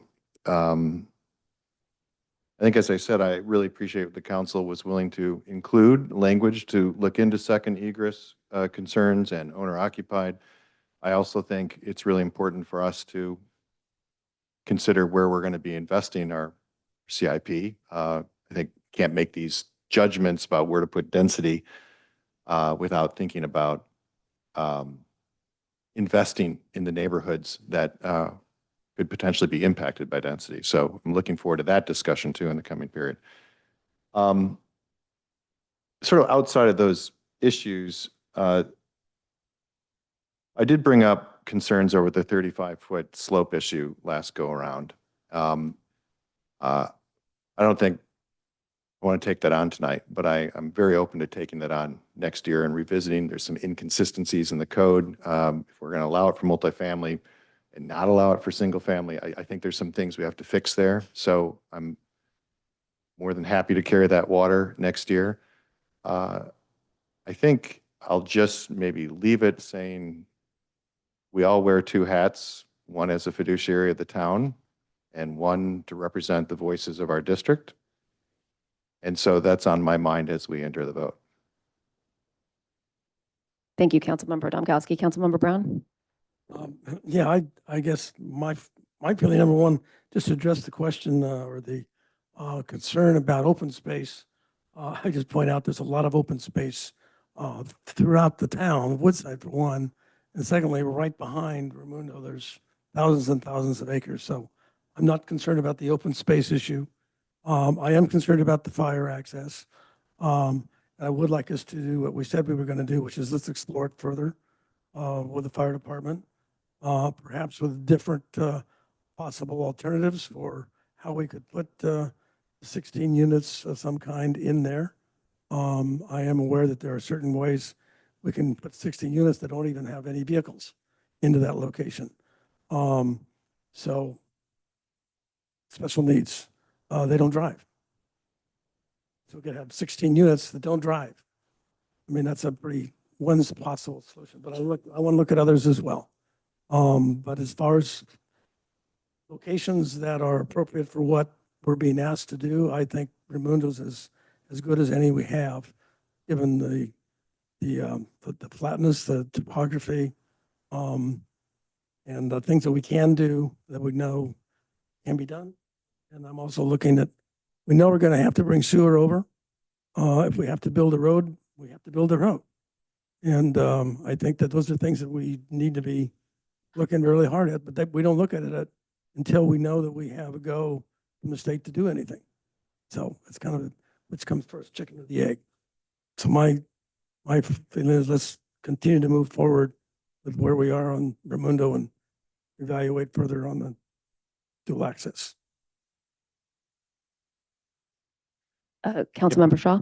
I'm going to pick up on the community involvement side of that. And I would absolutely, I'm not sure where that begins, whether it's at the RFP process or somewhere along the line, but I would be obviously in favor of that. But in addressing community involvement and Steve's comments earlier, we can revise the design standards after we approve the housing element. And we can reopen or revise the multifamily rectangle at 773, right? The dimensions of it. Is that correct? Or are we locked in on what's on the?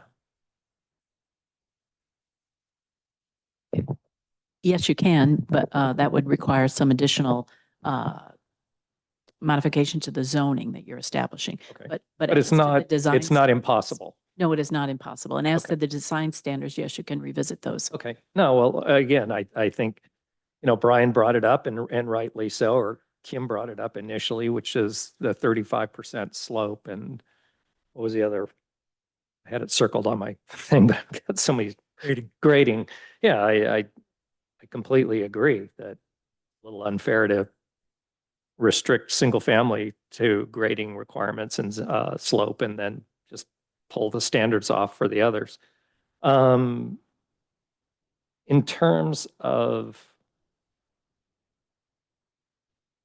the question about, and we've been around this tree, but I'm going to go around it one more time because I've had to live this now for coming on 3 years. We explored dozens of sites around the town. And just while listening, I was scribbling down the list.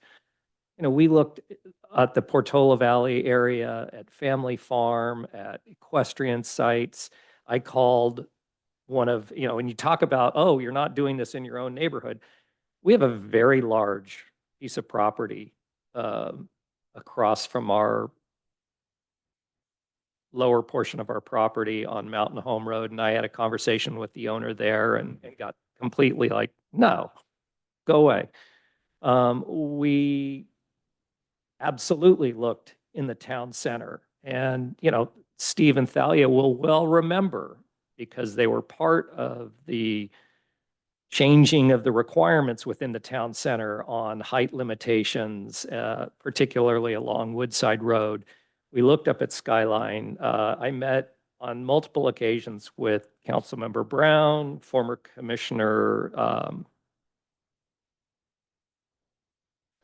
London. Yeah, Craig London and Kevin Bryant with Stanford looking at multiple properties that we might be able to annex and build on. We had meetings with the Menlo Country Club about putting in workforce housing. We talked to a mutual friend of Brian's and I over on Olive Hill as to whether or not they would be willing to do multifamily. And we did look at all the other town-owned sites, Kite Hill, the Joan Olson Preserve, the Kylie Equestrian Center. And for the private properties, we were handed a big fat no. And on some of the other ideas we had around doing zoning overlays or town-owned sites, the state rejected them outright as being non-viable or unlikely to be done. So, you know, it's hard to hear that you guys didn't do your homework and you didn't look at this stuff. I know we did. The last thing that I wanted to address on the fire code exception is, sure, this will come down to, you know, if there's an RFP and suddenly it looks like a building permit application is going to go in, the fire marshal's going to have to weigh in. I haven't, you know, I will give full credit to Ms. Paletti. Rarely do you find somebody that shows up at town council who has done as much homework into the minutia of stuff as she has.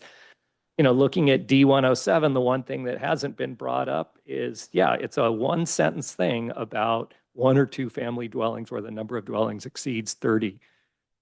But right below that is the exception. Where there are more than 30 dwelling units accessed from a single public or private fire apparatus access road, and all the dwelling units are equipped throughout with an approved automatic sprinkler system in accordance with.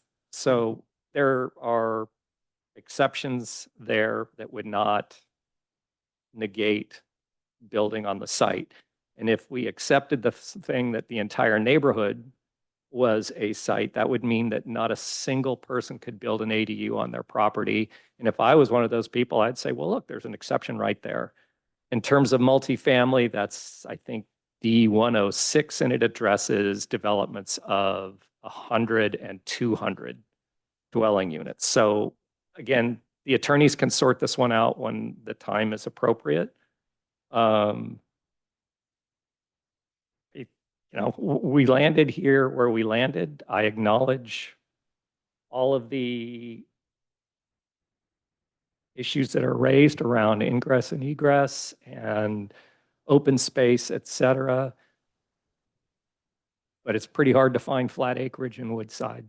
And I think that this is a developable site and I would be in favor of it. Thank you, Councilmember Shaw. Councilmember Gold. A couple of points I'd like to make and just emphasize some of the things that I heard. I'm in agreement with Steve Lubin's suggestion about the 35% about the grade, grading slope and his suggestion to revisit the objective design standards and specifically about the sight lines on Kenyatta College site. And I think that we're not going to do that tonight, I suspect, but I think that I appreciated Councilmember Domkowski's comment that this is something that we can take up certainly next year, and I can certainly pledge my support to that. I think that that's important. I think that the public has pointed out some clear oversights. I mean, with all that we did in those momentous meetings, I think that we clearly overlooked a few things, and I think that that slope and grading issue is certainly one of them. And I think Steve Lubin, and I think, if I'm not mistaken, I think Steve Patrick made the same point. Interesting that architects made it, maybe even Thalia made it as well, that the objective design standards certainly left something to be desired. So I think we should revisit those, not tonight necessarily.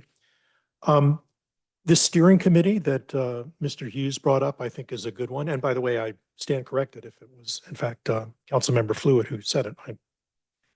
Full attribution to him. I think it is a great idea, but I did want to point out that I don't think the intention of that steering committee is to revisit all the issues that we've wrestled with here over the past couple of years. It is essentially a scoping, and I think that the town attorney referred to it as a steering committee, that's sort of normally how it's done, is kind of scoping and not to revisit these concerns, but how do we move forward with these two sites? The disposition of the land, the owner occupied versus a rental unit. I mean, how are we going to identify developers and that sort of thing? And I think that, and the RFP process, and I think that that's worthwhile. And I think it has to be some combination of council, elected officials, staff, maybe even planning commission, I don't know, and members of the local community to steer that forward. I mean, it'd be nice to, I can imagine a really complex task that may take quite a bit of time to get done. And I think that I'd certainly like to have that, and then we can have a public hearing and kind of air it out and see where we are on it. So I do view it that way. I just didn't want to misrepresent what a steering committee does, at least in my own mind.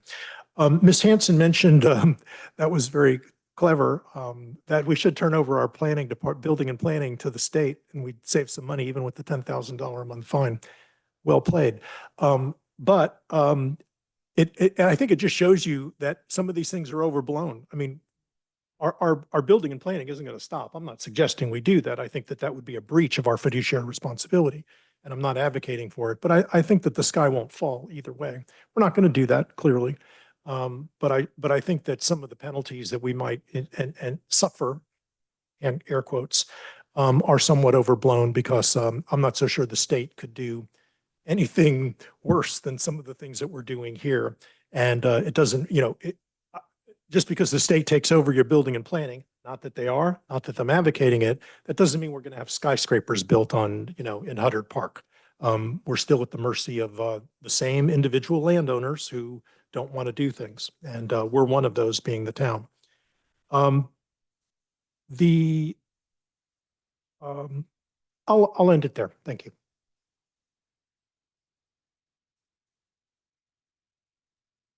I'll keep it really brief. I concur with Councilmember Domkowski, Brown, Shaw. I forgot your name there.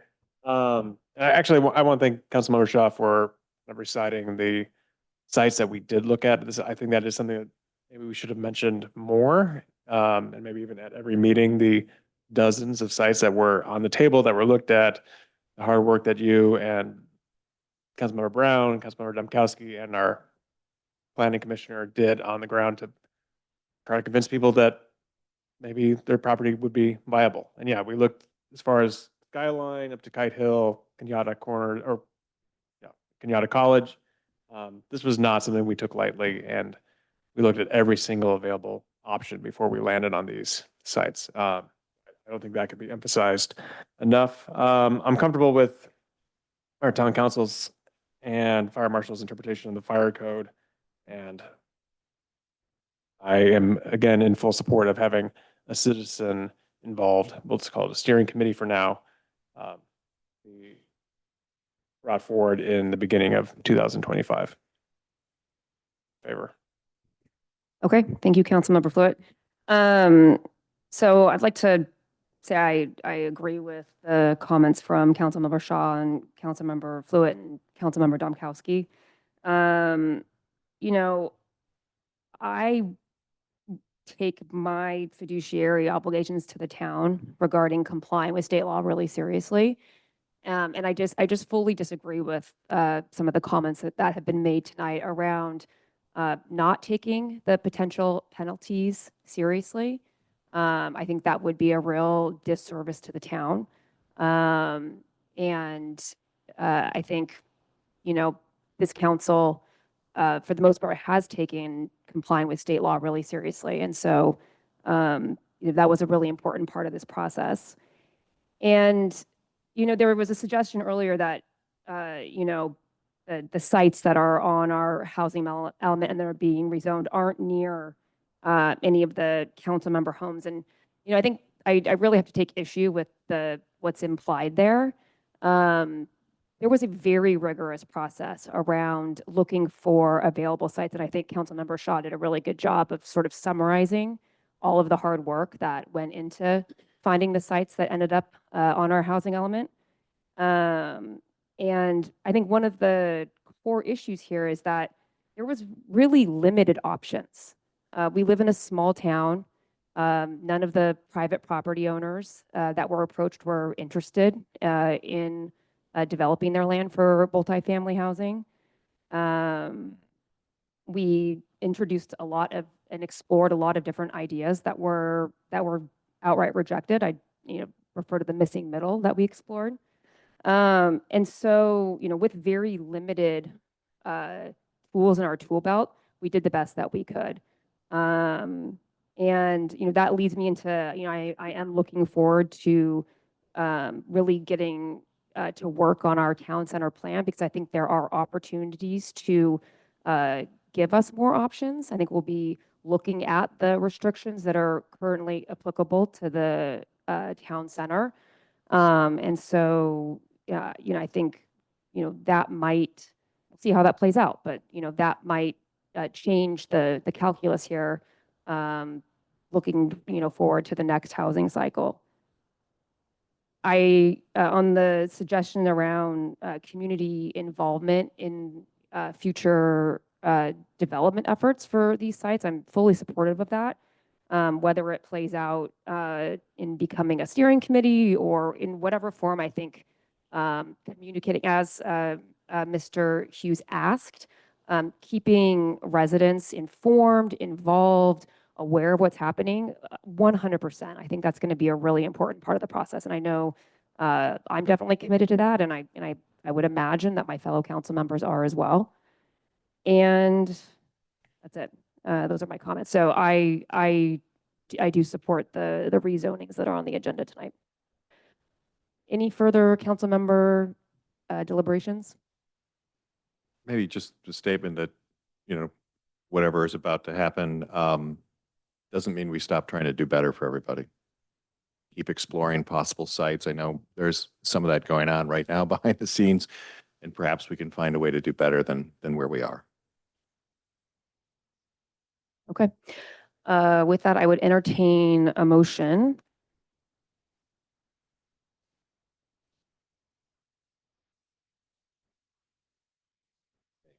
Fun.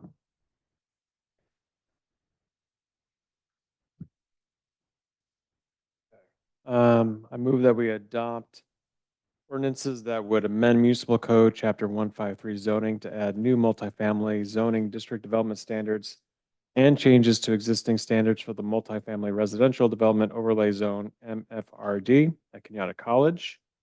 Amend the zoning map designation for APN 072-041-040 Raimundo Drive parcel from open space to MF. Amend the zoning map designation for a portion of APN 068-100-220 773 Kenyatta Road from suburban residential to MF, and amend the zoning map designation for portions of Kenyatta College's campus APN 068-320-330/410 from SRMFRD to multifamily residential zone. All right, Dean's nodding in approval. Second that. Councilmember Brown, Yes. Councilmember Domkowski,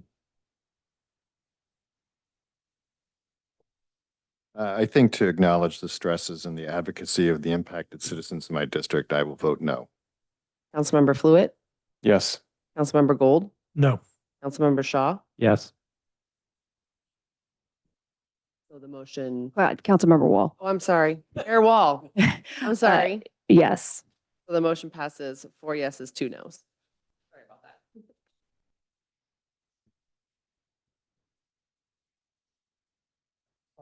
All right. Maybe just pausing for a moment. This has been a long and really hard process. And it's not over yet. I think, alluding to some of the comments that were just made, I think all of us here really, we want to continue the dialogue with the residents near the parcels that have been rezoned. I think Councilmember Domkowski alluded to the fact that, if, other options become available, we will certainly be looking at that. And so, before just jumping into the next item, I just wanted to make those comments.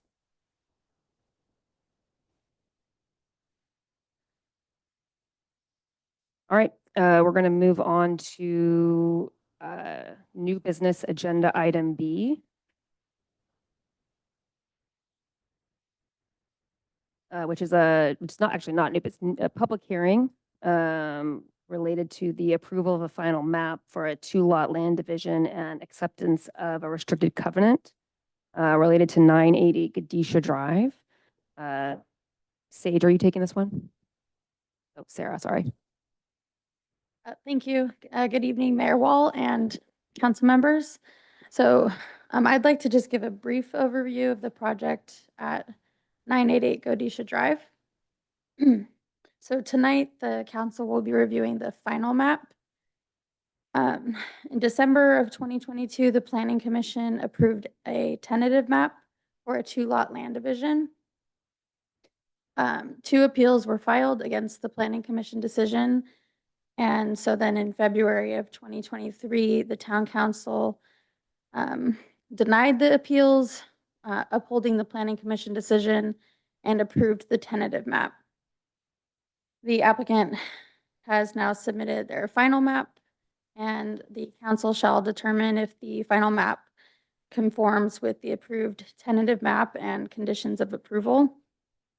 So the staff report outlines all of the conditions of approval of the tentative map and how the project, the final map, complies. So staff is recommending approval of the final map and restrictive covenant. If the council approves the final map, the applicant will work with the staff to obtain necessary signatures, and the final map and restrictive covenant will be recorded at the San Mateo County Recorder's Office. So that kind of concludes my presentation, and I'm available for any questions. Thank you. Okay, thank you, Sarah. Any council member questions for staff? I see Councilmember Shaw wanting to jump in. Sorry, just apologies, just because it's been a fun evening yet once again, so I'm not taking out my frustration on you guys. But if this thing started all the way back in 2020, it's been 4 years. Is there an explanation as to why this has taken so long to percolate through the system? I mean, typically it's waiting on the applicant to respond. What I would say is, in terms of process, it's kind of a 3-step process. So the conceptual map process started in 2020, and so that involves going through rounds of review with various committees, and so that process takes a little bit of time. But really, the tentative map is where a lot of the time on the project was spent, and there's an environmental review part of it, which takes time to do that document. And there was kind of a delay because there was an issue with the water service. So Redwood City was the water servicer, and it had to get transferred over to Cal Water, and that just took a lot of time, a lot of the time for the tentative map. So I think that's why it took a long time. That's fine. Again, I apologize. I'm kind of want to go yell at trees for a while. Yeah, and that's in my experience serving the town, it typically comes down to either, and primarily, and Sage will nod his head, that we're on a shot clock to turn around documents, but the applicant is not by and large. So hearing that 2 water agencies kind of slowed things down, it's great, because normally people are emailing us angry, why is my project taking so long? So I apologize. Thank you. I had a question, and that's, it may not be relevant to what they're asking for here, but have we looked at all at the impact of adding any additional capacity in terms of housing in that neighborhood? Because I'm really concerned about the width of that road. It's very narrow.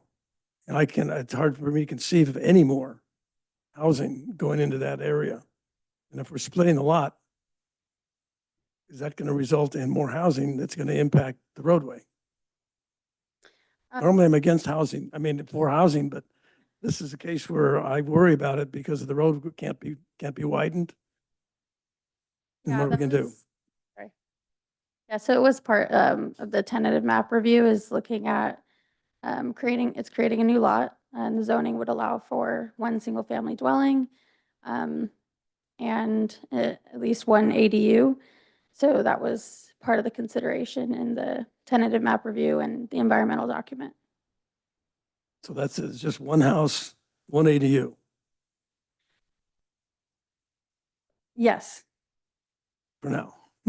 Well, there's no proposed development now, but yes, the zoning would allow 1 single family unit and I believe 1 ADU and maybe 1 JADU. I get that. Thank you. Councilmember Domkowski. Thank you, Mayor. I'm sorry, back to Councilmember Shaw's comment about 4 years ago. I'm just trying to jog my memory, but I believe one of the concerns here was a drainage issue if we go back 4 years or 5 years here. Has there been any further work on mitigating that concern from one of the neighbors for that period of time? I'll do my best to answer. So with any proposal for development, the engineering department will have to review and make sure that they're meeting the minimum requirements for drainage. So it's something that, yeah, there were concerns about from the neighbors, but it's something that is part of our review. And so when we get those technical details for a proposed project, they're reviewed by staff. So they would have to be in compliance with the minimum requirements. Got it. This is the split, not the project. Okay. Can I just ask a quick follow-up question related to the drainage topic? So yes, I think we included a drainage master plan in the CIP that did receive some funding. And so it's my understanding, and please correct me if I'm wrong, that the town and your department is actually looking at the drainage in this neighborhood as part of that master plan. Is that right? Absolutely. And thank you for bringing that up. So we are going to look at that, not only that neighborhood, but kind of a wholesale townwide drainage master plan and address any deficiencies that the study shows us. Okay, thank you. Any other questions? Okay. I'm sorry.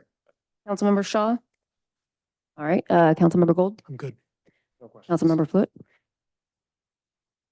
I have just one question. So, sorry, let me find my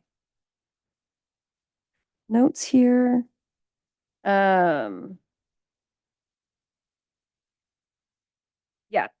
So Sarah, could you just describe what the restrictive covenant is? Yeah, so it was part of the conditions of approval that basically said that the applicant had to prepare these CCNRs which would outline all of the mitigation measures that were adopted in the MMRP, which was the part of the mitigated negative declaration. So the restricted covenant is basically, it just outlines all those mitigation measures, and it gets recorded with the county. So it's recorded on the property. Just to follow up, the primary reason is it tracks for any current or future staff, as well as current or future property owners, that these will be items that have to be implemented during any future development. Okay, yeah, thank you for that context. I have no further questions. Anybody else, any of my fellow council members have any questions? Councilmember Gold? Just following up on that, how would they be removed? How could they be changed? Just curious. The restrictive covenant? Yeah. Yeah, it would be, have to be a council action. It'd be something that have to be unraveled related to the CEQA review as part of the lot split. Thank you. More questions? All right, we're going to open it up for public comment. Not seeing any hands in the Zoom room. Any public comment in the room? Okay, hand up, Maggie Ma.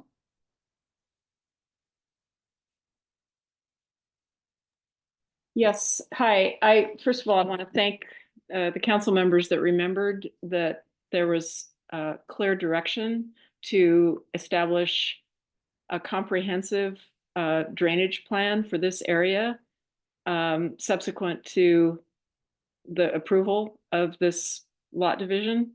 And that's my purpose in speaking tonight, is that it's very much needed. And since there's an effort to have drainage considered townwide, I would like to advocate for there being for this area being a priority, given the topography and the lack of attention that has been paid to this area in this regard, and the significant developments that have occurred in this area.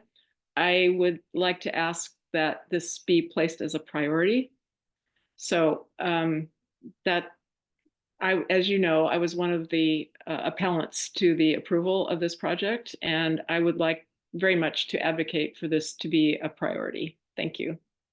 Okay, thank you, Maggie. Maybe a question for Yaz on that topic. Can you kind of describe what approach you're taking for the drainage master plan, how certain areas might be prioritized, and kind of what we can expect in terms of next steps on that? Sure. So the drainage study is going to look at different areas, obviously, because every area in town has different characteristics. So we would look at it differently, and it's a process that, at least at the study side of things, will almost come together within the framework of the study, within the 3 or 4 months of the study. That's just to identify the deficiencies and defects and make recommendations for CIPs to improve drainage. When we get to the implementation stage, which would be the second part, that's when we can really look at prioritization in terms of implementing the CIPs. The first part is really to identify the issues and develop solutions for them for further implementation. Okay, when can we expect that study to happen? Right now, we will probably start the RFP process right now, and for getting proposals, hopefully by the consultants, before the end of the year. And it would probably take about 2 to 3 months to complete this study.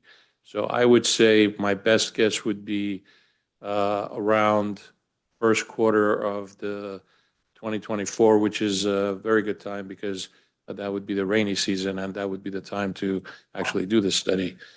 So that would be the time that we would expect by or before the end of the first quarter in 2025 to get the results. Okay, and then when would implementation start? Then we would work on the budget, and depending on the type of CIPs that would be recommended by the study, we would have to, I'll work with the city manager to develop those individual budgets for the CIPs and present it to the council. May I say something in additional? Thank you, Yaz. Can you hear me? Yep, Maggie, go ahead. You can talk. Okay, I'd like to make a request that the study be conducted in conjunction with the town engineer, that the study be conducted by engineers that are not involved with current projects in this area, that they be independent and objective in their findings. Maybe a follow-up question to Jean. I'm not sure we could, well, question, would it be possible to limit the RFP process? I mean, how would we determine whether or not an engineer is involved in the area? And it's always would it William be Grace. allowed to, would it be allowed to eliminate certain engineering firms based on their involvement in the town? I would suggest that it would be a conflict of interest for people that are involved in projects to be also involved in a study that is has such an impact of this area. Okay, noted. Question for Jean. I think we can take that comment into consideration as a draft request for proposals. Okay, Maggie, did you hear? We can take that I did. suggestion under consideration. I did. Thank you. Can I ask a question? Sage, has the fire marshal been asked to evaluate just how does a fire engine get all the way to the top of Godisha? There's two ways to access the site up Jefferson and Godisha. The project went through the fire district, the concept map stage and the tentative map stage. So they're required to be involved in both steps. Okay, thank you. All right, back to public comment. Any further public comment in the room? I'm not seeing any takers. And I'm not seeing any hands up in the Zoom room. So last call for our one attendee in the room. And those in the Zoom room, I'm not seeing any takers. So we're gonna close public comment and move on to council member deliberations. Anybody like to go first? Okay. Yeah, I'll just, in full deference to everybody on the call, I think from a process point of view that's involved appeals that have gone through the planning commission and been denied and reviewed and so forth. I think it's been very thorough. It's certainly been going on for a long time. We're aware of the concerns. They're part of the institutional knowledge on the board, as you heard. And I think as we've also heard, they're being prioritized and they're on everybody's radar screen. I would just say, listen, in light of the prior topic on the agenda tonight with targeted density that is severe, looking at a lot split for single family homes with ADUs is a relative welcome sight. So maybe I'll just leave it at that and I'll hand it off. Councilmember Brown? Yeah, my only concern is I don't want to overbuild much as I want to add buildings. When I've got very, very narrow roads, I'm concerned about fire access to get people out if they need to. Councilmember Gold? Councilmember Fluid? No real comment other than I guess I want to thank the planning commissioners for taking a look at this multiple times. And I had the same reaction, which I thought we looked at this in 2018. I guess we did. So no, I think we can make our findings and I'm in favor. Yeah, I agree. I think we can make the findings here. And the only comment I would make is, I appreciate Maggie Ma's comments. I think, definitely looking forward to the drainage study going out, and hope that we can move into an implementation phase in 2025. So that's the only comment that I have. Would anybody like to make a motion on this agenda item B?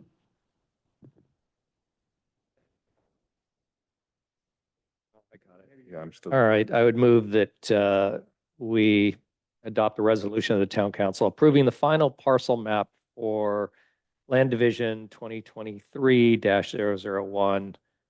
Got enough to work with. I can keep going. Land Division to divide one 4.96 acre lot into two lots on a property located at 988 Godisha Drive. Thank you. Second that.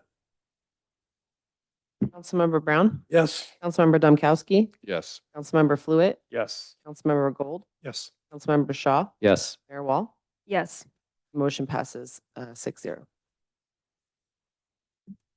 All right, that concludes our public hearing. We're going to move into reports, and I'm going to turn it over to Melissa to give us our volunteer committee updates. Thank you. So I'll start off with a few and then I'll move to Sage to give an update on Kenyatta Corners. So the Circulation Committee reviewed an application for an organized group ride by the American Diabetes Association this Saturday, and they approved it, correct? They approved it. So I don't believe there's any road closures. Okay. The Recreation Committee is working on hosting a Cars and Coffee event in late October, early November out here in front of Town Hall. I don't have a date yet, but more information will be up on the town's website when they pick a date. And the Volunteerism Committee has been planning the yearly thank you party for the town's volunteers. Invitations were mailed out today, and the event will be on Friday, October 25th at 4 p.m. And I will turn it over to Sage to give an update on the, oh, yes. Mayor? Oh, the volunteer event will be outside here as we did last year. We'll be outside in front of Town Hall and Independence Hall. October 25th.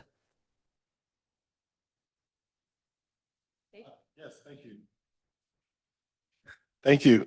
So given that project at Kenyatta Corners has gone through 4 boards committees this month, I'll report out on that. So on September 12th, the Trails Committee reviewed the proposed project at Kenyatta Corners. And just for larger context, for those who may not be familiar and listening, there's a project proposal to expand the parking lot at the Kenyatta Corners Commercial Center and add 2 outdoor dining parklets. That project was reviewed by the Trails Committee. They had 2 recommendations. One was to leave the existing equestrian trail easement as is through the site, as well as for the project to include safety improvements to the trails that surround the site. So there's a trail along Kenyatta Road and a trail along Woodside Road on that border of the site. And so they were looking for improvements to those 2 trails. On September 11th, the Environment and Open Space Committee conducted their hearing, and they rejected the removal or modification to any of the open space easement. The Circulation Committee reviewed it, and they expressed that the project could negatively impact the safe circulation through Woodside. They also noted that, well, not also, and a little different than the Trails Committee, they recommended that the equestrian trail only easement on the site, through the site, also be extended to pedestrians. And they also recommended improvements to the trails that border the site. And then the ASRB reviewed the project last night. They recommended a continuance of the project for additional items to be addressed by the applicant. Yeah, I sat in on both of those meetings. They're very lively. My impression, Sage, is that a lot of the people participating didn't really know much about the easements, particularly how wide they were. Was it pedestrian and horses, or was it just equestrian? Were bicycles included or not included? And how safe would it all be if we try to do combinations of people? Can you give any more specifically for what that is? So the site currently has an equestrian easement through the site, and there is an informal pathway that is not located entirely within that easement. So it's just the equestrian is the one that goes around the outside. So yeah, there's one that goes, yes, it's through the site, but along the edge of it. And that's along the northern edge and through the creek. And it's a normal equestrian only size. That's correct. easement. It's 15 feet wide. And so that there was that discussion. Then there's a discussion of the typically in practice that equestrians and pedestrians can share trails without any significant conflict. whereas it's not advisable generally to have bicycles and equestrians share trails as where bikes can more easily spook horses, as well as we know, with new technology and the e-bikes and some of that, that could more of that. Scary. Okay. There was some concern about being able to make the turn as you come down the hill. Did you see that as a big concern? I think it's just something that will be adjusted as part of the project. There's ample room and the slopes aren't significant out there. Okay, and have we had a legal evaluation, Gene, of the pathway through the middle right now? That's the informal path that's been created over the years. Is that literally a legal pathway?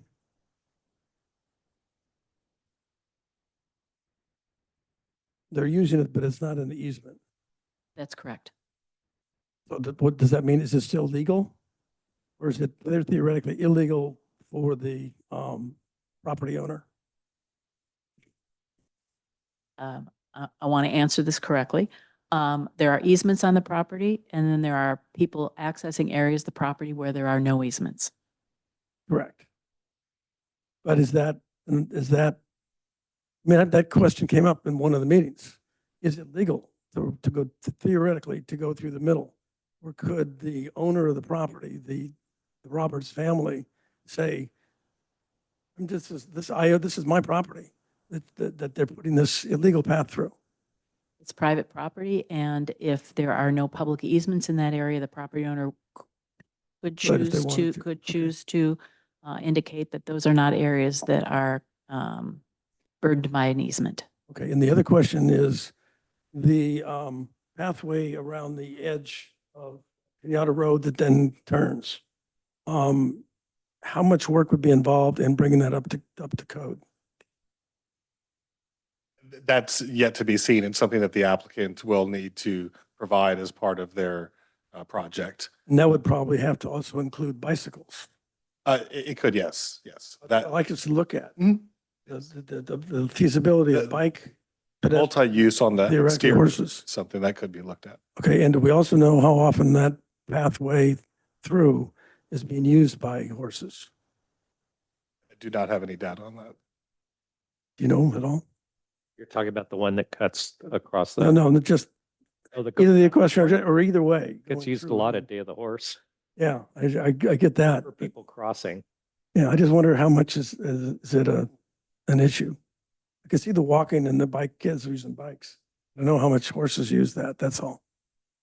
Yeah, all this stuff will be brought up at the planning commission meeting and town council. We do want to be a little careful of a little too far into the item without it being a Agendized. Yeah, I was just going to say, I think we've been given our update, but I think these are all really great questions. I think you can explore them directly I just want to with have it Sage ready or for with the planning commission, that's all. Could I ask one Councilmember scheduling Dakowski. question? scheduling. Yeah. Yes, please do. What is this doing to the ability to bring this before council before the election recess?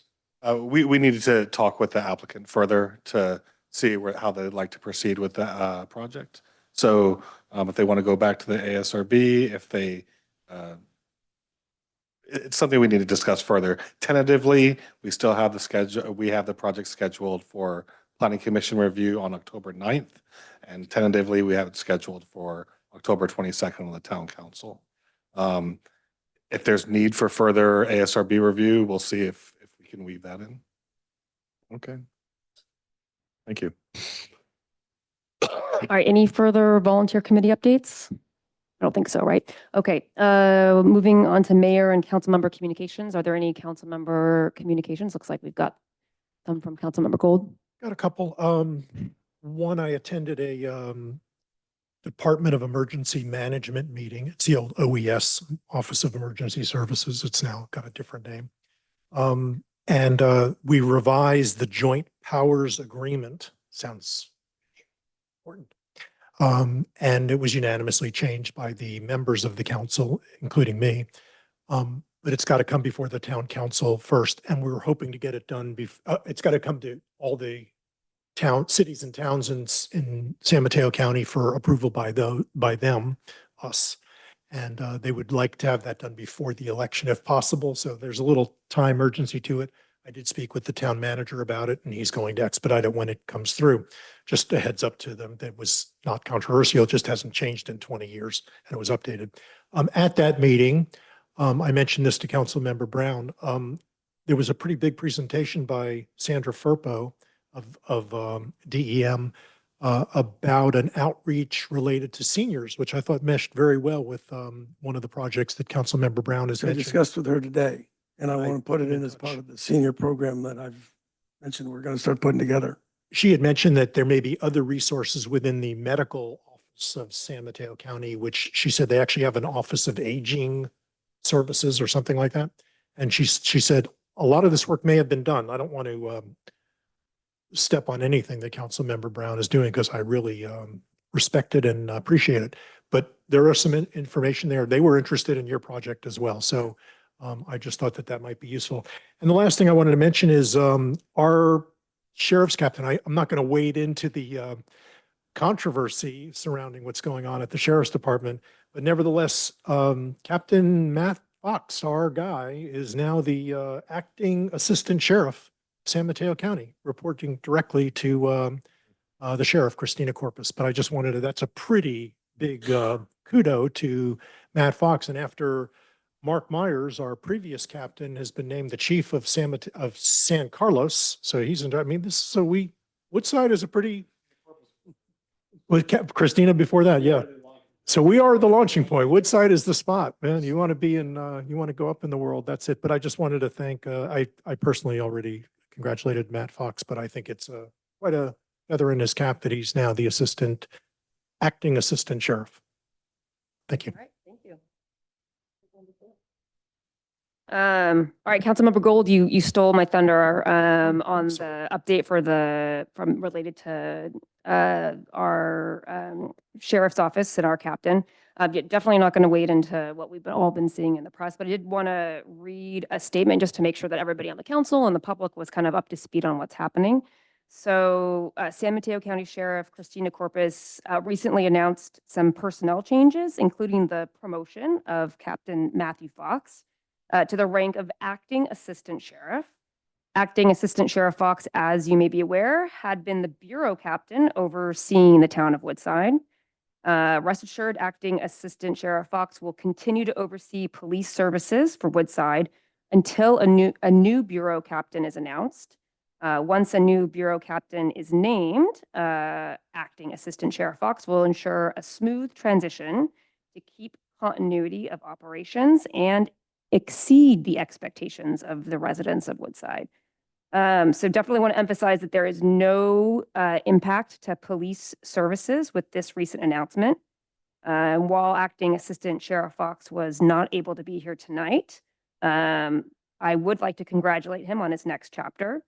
And I look forward to continuing to work with him to ensure the safety of our community.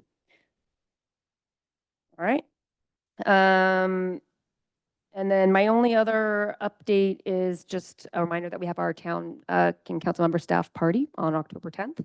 And it's going to be hosted at the Firehouse Bistro, which leads me into my closing for tonight. So the Firehouse Bistro is the adorable little red building located at 2991 Woodside Road, which, as the name suggests, was the location of Woodside's first firehouse. It was originally called Station 1. Station 1 is a historical building that at different points in time has been a dry cleaners, a bakery, an ice cream parlor, and a series of restaurants. It's also been the home to a few colorful Woodside characters, including the original fire crew, which was composed of Vern Kelly, who also owned the peanut farm. This was a popular watering hole in the 1970s and 80s, the corner of Kenyatta and Glenwood, and it's now a private residence. Also, Poots O'Neill. I couldn't find any info on him, but I assume from his name that he was an interesting character. And Chief John Volpion, who was the chief for an impressive 45 years. And I would encourage you to go online and Google Chief John, because there's a really interesting interview by a woman named Dorothy from 1971. And it provides an oral history of the Woodside Fire Department. So with that, we'll close tonight's meeting.